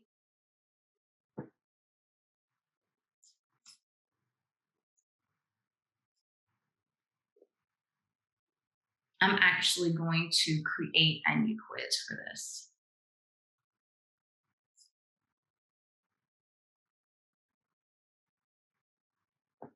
So I'm going to come in.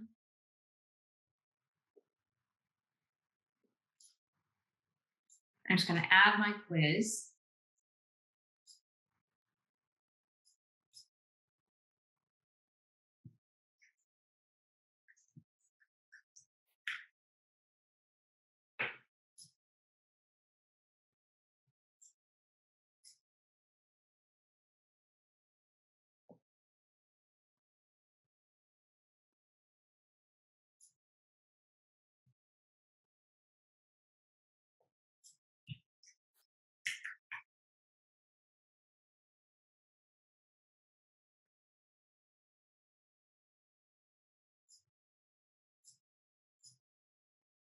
And come over to questions. All right.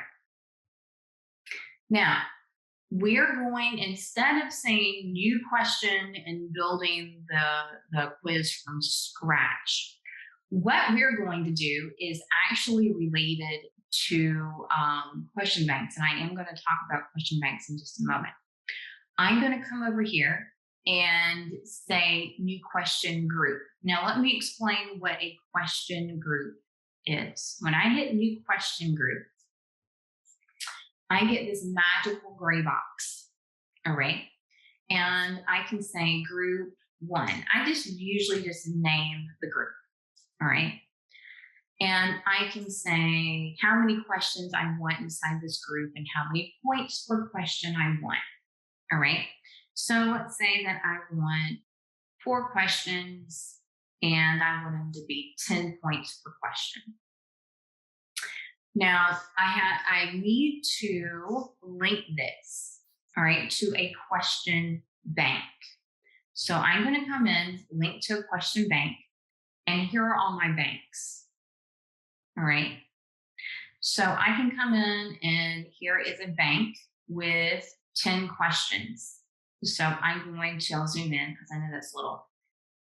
Here's my site questions. I've got 10 questions inside this bank. All right. I want to use this bank because it's got 10 questions. All right. Notice I want 4. So I want to choose a number lower than the bank. So if I'm choosing 4 questions out of 10, pretty good chance it's going to randomize, right? They're not all going to pull the same question from the bank. If I were to choose, for example, this bank where I only have 4 questions, well, it's just going to pull all the questions in the bank and it's not going to randomize it at all. Okay? Because I'm just asking for the same number of questions. So you have to make sure that you are pulling out of a bank that has more than you're asking for. Okay? So I'm going to choose this one because it has 10 questions. I want 4 out of those 10s, that 10, and I'm going to select the bank. All right. Now it says questions will be pulled from the bank, introduction to psychology questions. Beautiful. 4 questions, 10 points. I'm going to create the group. And I am done. Now, the students don't see it this way. All right. The way the students see it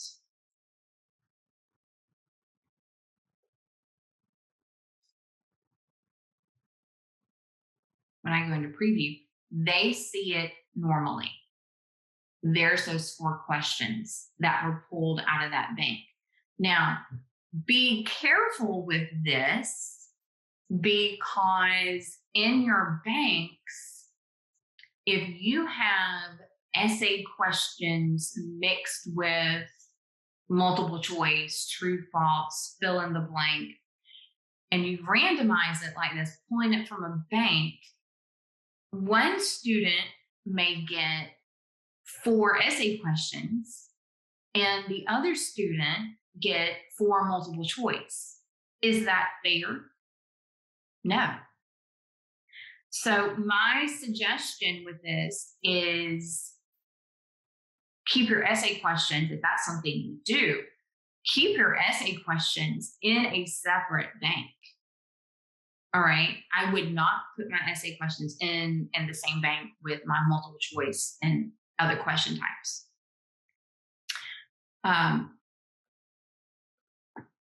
So food for thought with that.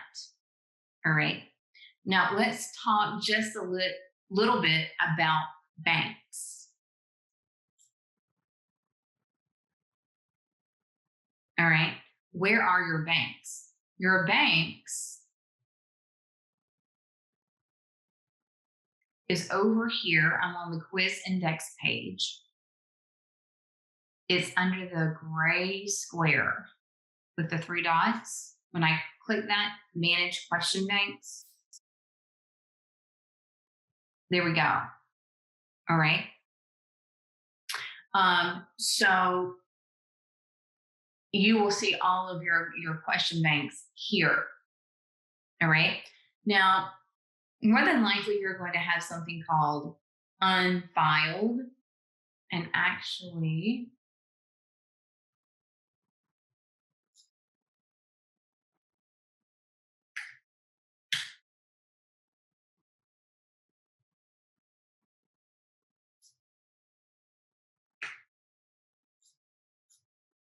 I'm going to duck into just really quickly.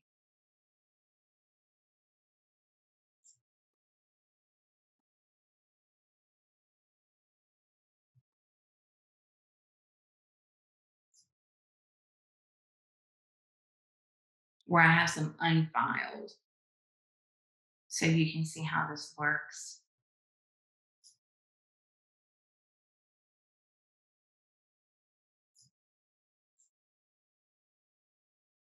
Oh, and I don't. That's okay.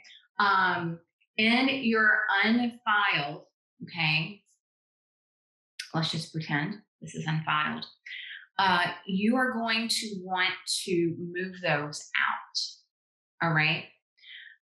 So you would come over and you would say move multiple questions inside of your question bank. All right. So move multiple. And what you want to do is just check. And then you would want to, let's say that these 3 questions are about a certain topic. So you would say new question bank. And whatever these questions are about, semester 1,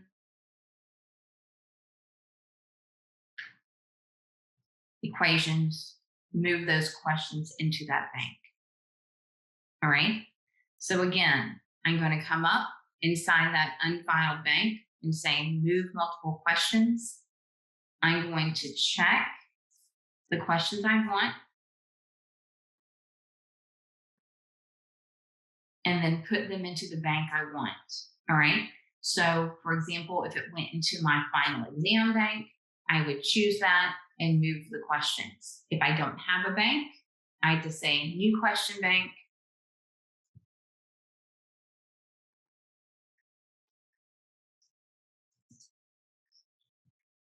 Name it whatever is appropriate and move those questions. Okay. So that way you can start categorizing your banks. All right.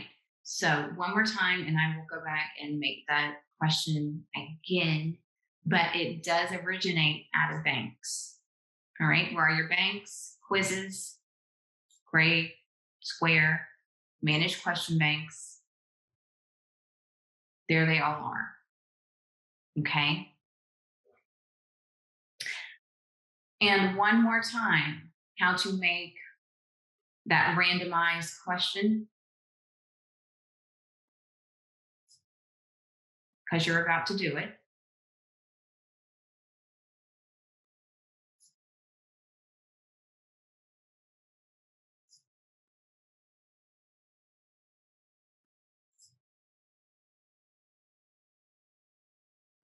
You're going to say new question group, give the group a name, pick so many questions, how many points, and then you're going to link it to a question bank. So I have 5 questions, so I want to link it to a bank that has more than 5. Select the bank, and then create the group. And I can do it over and over again if I wanted to. I can make another question group from another bank if I wanted to. So technically, my quiz can all be question groups if that's something you wanted. Just by saying new question group, putting it in,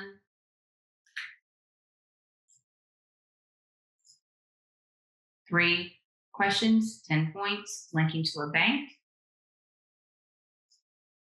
choosing the bank, select the bank, and create the group. So I'm going to give you some hands-on time with that. All right, since I'm on the topic of quizzes, let's talk about extra credit and fudge points in quizzes. All right. So inside of my course, all right, I would go into a quiz. So let me come out to the course level so you can see how to get to it.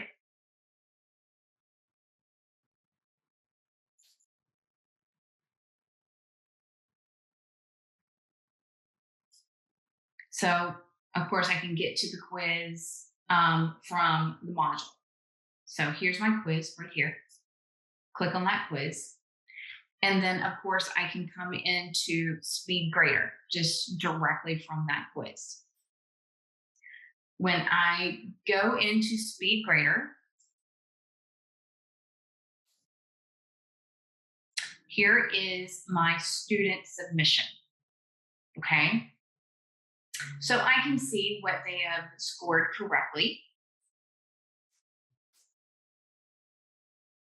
And then I can see my points, right? So I can see that I give them some additional points here and here, okay, on quite a few of them. So I'll just click and give additional points if I wanted to. So this is a way of giving extra credit.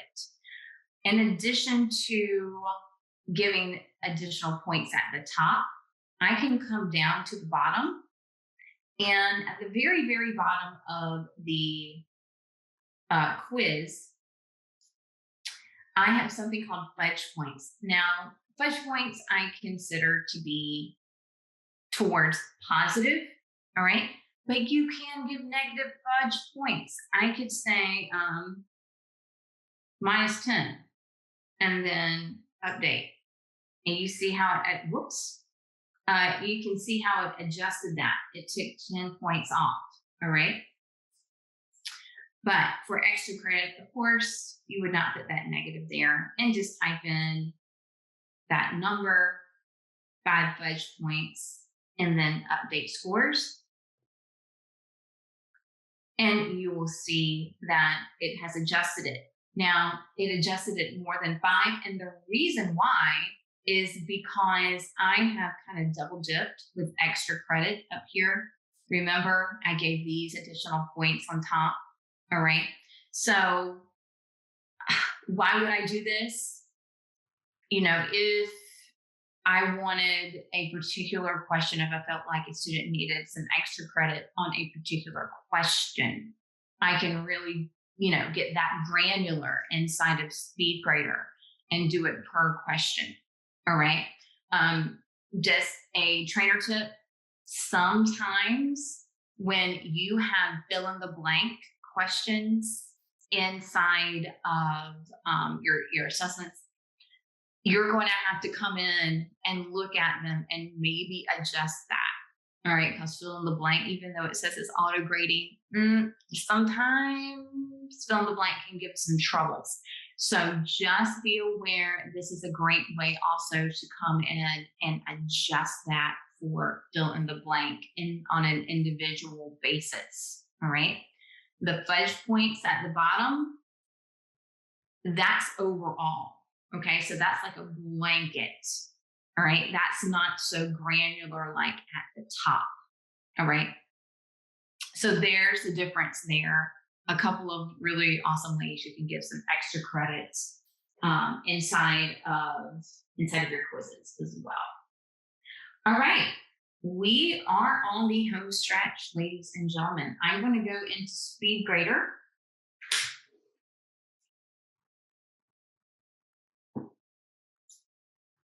And show you what Speedgrader looks like inside of Canvas and some really awesome things you can do with it. So you can get to Speedgrader a lot of different ways, okay? One way you can get to Speedgrader is always from the gradebook, all right? You can come in and you can hit the 3 dots and go to Speedgrader. All right. So that's way number 1 to get to Speedgrader. All right. Way number 2 to get to Speedgrader is from the actual assignment itself. So for example, when you click on the assignment,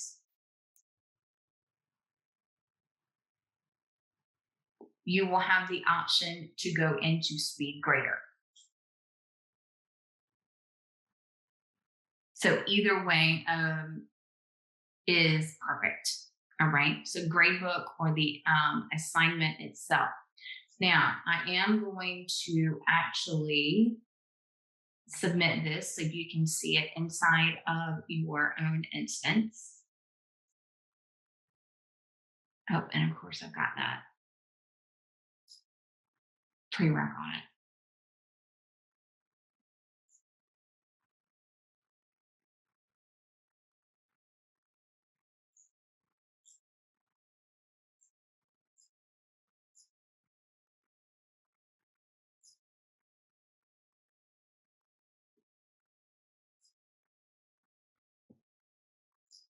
So you can always submit as a student, by the way, by going into Student View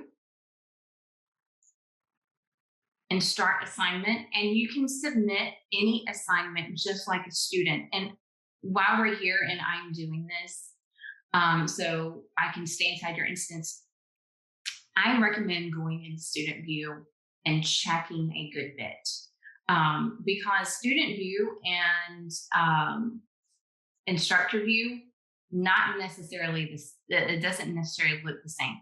So it's always a great idea to come in and do that. All right. So here's a file upload from the student side, and then they submit.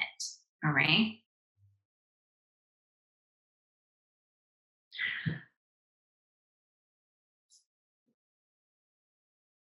All right. So again, I can get Speedgrader right here on the side of that assignment. Now, once I am inside of Speedgrader, this assignment does have, in addition to the annotation tools, it has this rubric. All right. So you can annotate, of course, to give great feedback. All right. You can come and navigate from page to page if it's multiple pages for a file upload.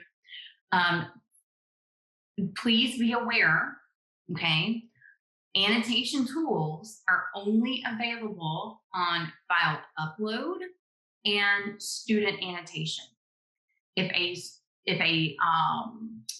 in Microsoft 365, all right, if a student were to upload a video or text entry or a website link, you would not get these annotation tools, all right?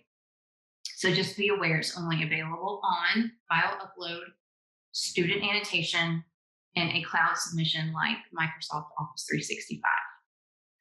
Now, my annotation tools, of course, I can come in, drop pins and leave comments in any color I like, all right? So whatever I need to say by dropping pins along the way. I can also do some highlighting and leave comments.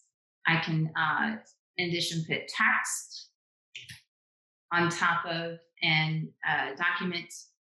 I can use my strike throughs,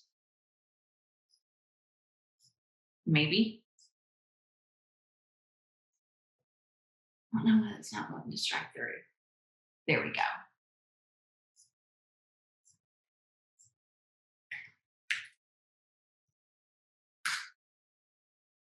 And this is great on the Canvas for Teachers app, the stylus tool for circling and leaving handwritten comments. This is a great little tool mobilely if you're interested in that. And then, of course, I've got where I can make sections.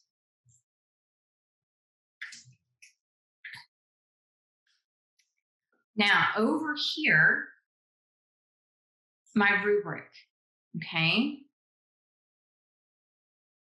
Move it over. I can see my ratings, obviously, right? And this is my extra credit rubric.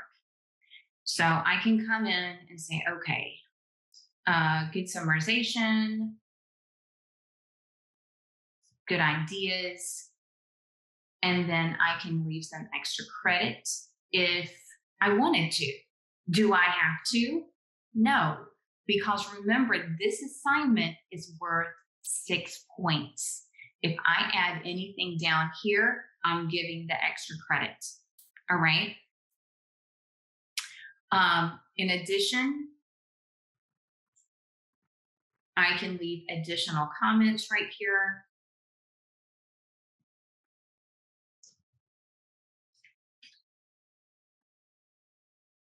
Whatever I think is appropriate.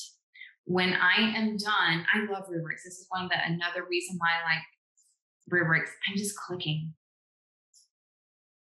And it's so easy.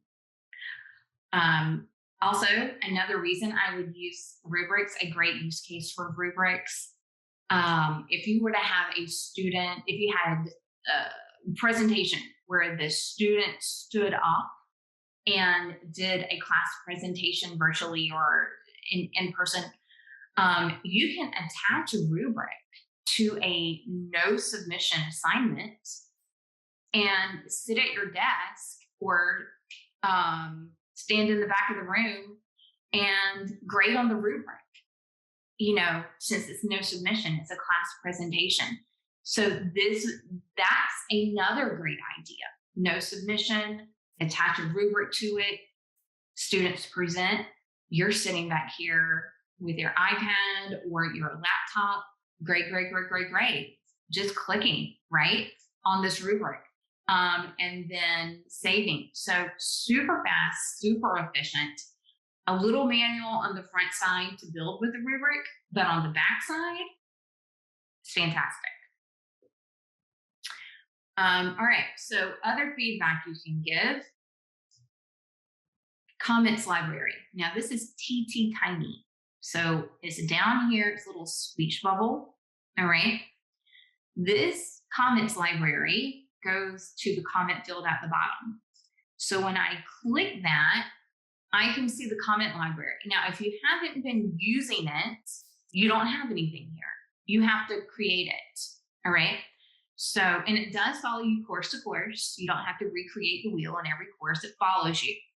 All right. So to add a comment to the library, you would just add something down here.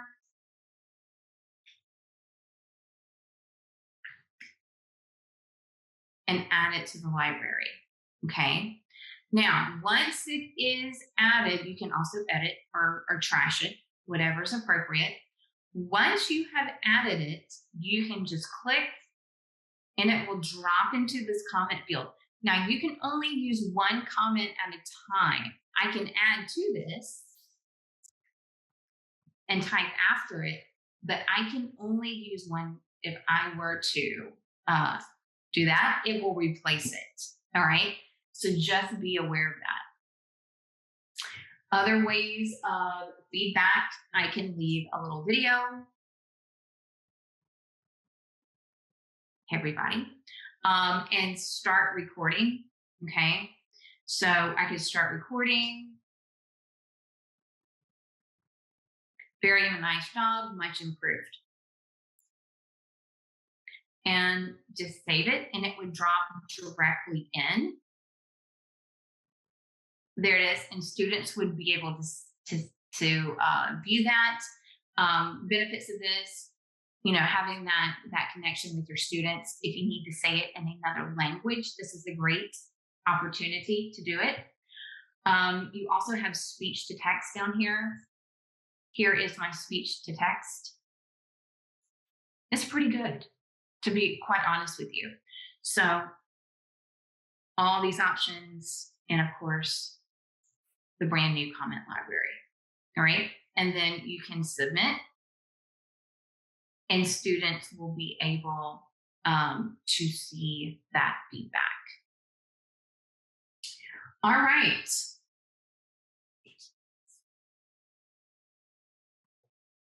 Let's talk about some more extra credit. And this is the last way of extra credit. So let's do a review of extra credit. Rubrics, okay? Having that extra credit line in the rubric, setting the assignment for less points in the actual rubric, right? Fudge points in the quiz at the bottom, that would be blanket. And then also the points in the quiz that you can adjust one at a time. Now, the last extra credit way, if you will, is inside of your assignment groups, all right? And this is kind of an outlier, so I kind of saved it for last. So underneath assignments, however you have, so let me step back. The assignments index page, all right, what this is for, your rubric has this set for you, all right? And of course you can create them as well. But your template should have this set up. Now, if I wanted extra credit, this is how my syllabus ranks. I've got assignments, exercises, quizzes, discussions. If I wanted an extra credit group, I'm going to have to create it. All right. So I'm going to have to come up to the top and hit plus group. All right. And I'm going to say extra credit and save. So I've got all my groups, my assignment groups. Basically, this is the way my syllabus is weighted. All right. And now extra credit. Now, when I come in and weight over here, gray square, I'm going to come down to my assignment groups weight, and I want to add up to 100, all right, which it already is. So I've got my exercises 40%, quizzes 35, discussions 25, however you weight your class, all right? That's very personal, all right, however you're weighting this. I would have to come in and say extra credit, all right? So let's say I give, I don't know, 2% extra credit, all right? Now that's a demo number. It does not have to be 2%, whatever is appropriate, all right? Can I go lower? Absolutely. I can do 0.5. I can do 0.5%. If you want to go that low on extra credit, all right? So put whatever is appropriate in here for you. Now, it's now 102. So what does this mean? What this means is anything inside of this extra credit, I'll just drag this down here just for demo. Let's say this discussion is extra credit, all right? How this would work is worth 10 points. This discussion would be extra credit. So in other words, how Canvas calculates this, it calculates up to 100%, right? If a student were to complete this discussion and do really well, these 10 points would be for the good, all right? If a student were not to complete this, it wouldn't be penalizing, all right? So when you add up past 100% and they complete it, it's like the whipped cream on top, right? If they don't have time to complete this, don't do it, don't care, whatever, it's not going to be punitive. All right. So that's the way the assignment groups work for extra credit. All right. So whatever you have in here, it's for the good only. Keeping in mind, because it's over 100%, that's the reason it works.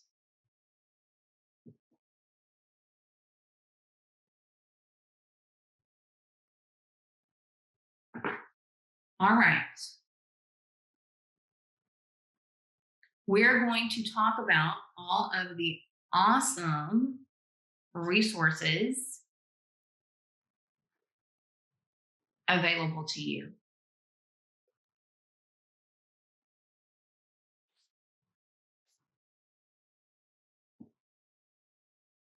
So I'm going to drag this over.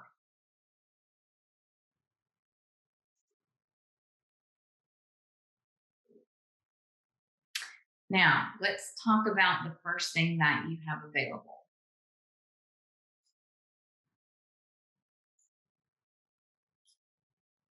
Did this to me last time, that's okay.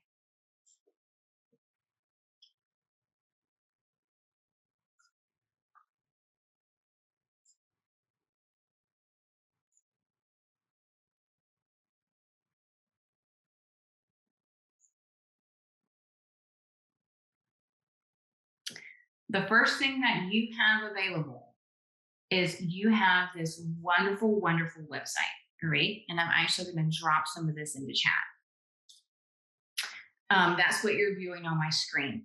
So this says catch the final wave, making the move to Canvas. You have, wow, you have all these resources, okay? Getting started with Canvas, special topics training.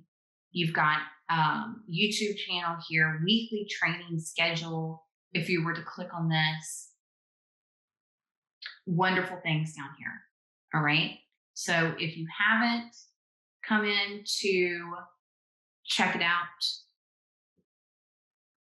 please do. All right. Live training on the hour, by topic.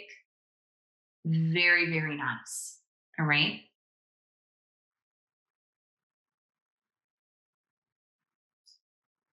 In addition,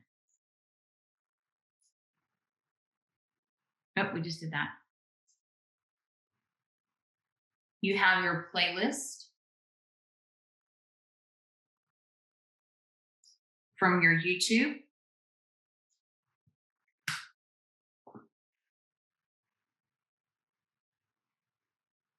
If you would rather watch some videos, here they all are.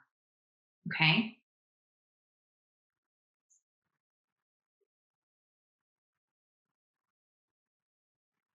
And then, of course, the resource page. And this is a great infographic, kind of telling you at a glance what you have on that website, all right? And those resources available to you. And I'm going to drop that in as well. In addition to all of this, at your campus, if you don't like any of that, you have help over here where you can click. You have the Canvas guides, right? What the Canvas guides are. You can come down, say you're an instructor, and then you have the videos. You have, if you're interested in that mobile support, you have that. Also, just clicking in, you kind of have a guide of categories here for everything you could possibly need. And if you wanted even more, like say you want to know more about rubrics,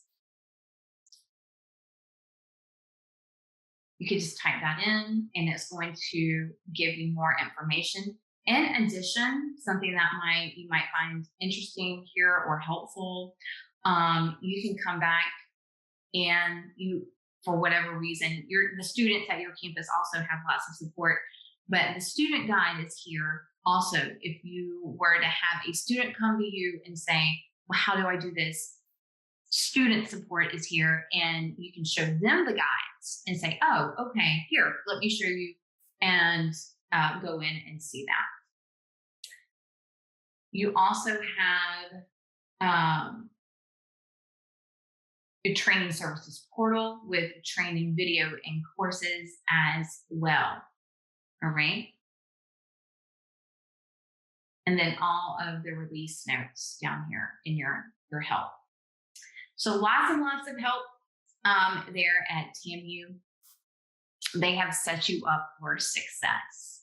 So I hope you have a great fall going forward, and it has been my pleasure to be with you.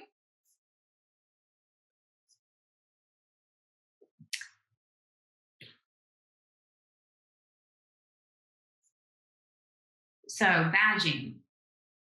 If you badge, what this is a badge from Badger. If you like to have it on your digital signature or just like to collect them, this is a badge and the claim code is half. All right. So you'll get an email about that. And then also a survey from me, hopefully, elevated your knowledge of Canvas. That was my aim today. So there's a survey for me. It does not go to your institution. It comes straight to me. So tell me what I did well, what I can do better. And again, I hope you have a great fall.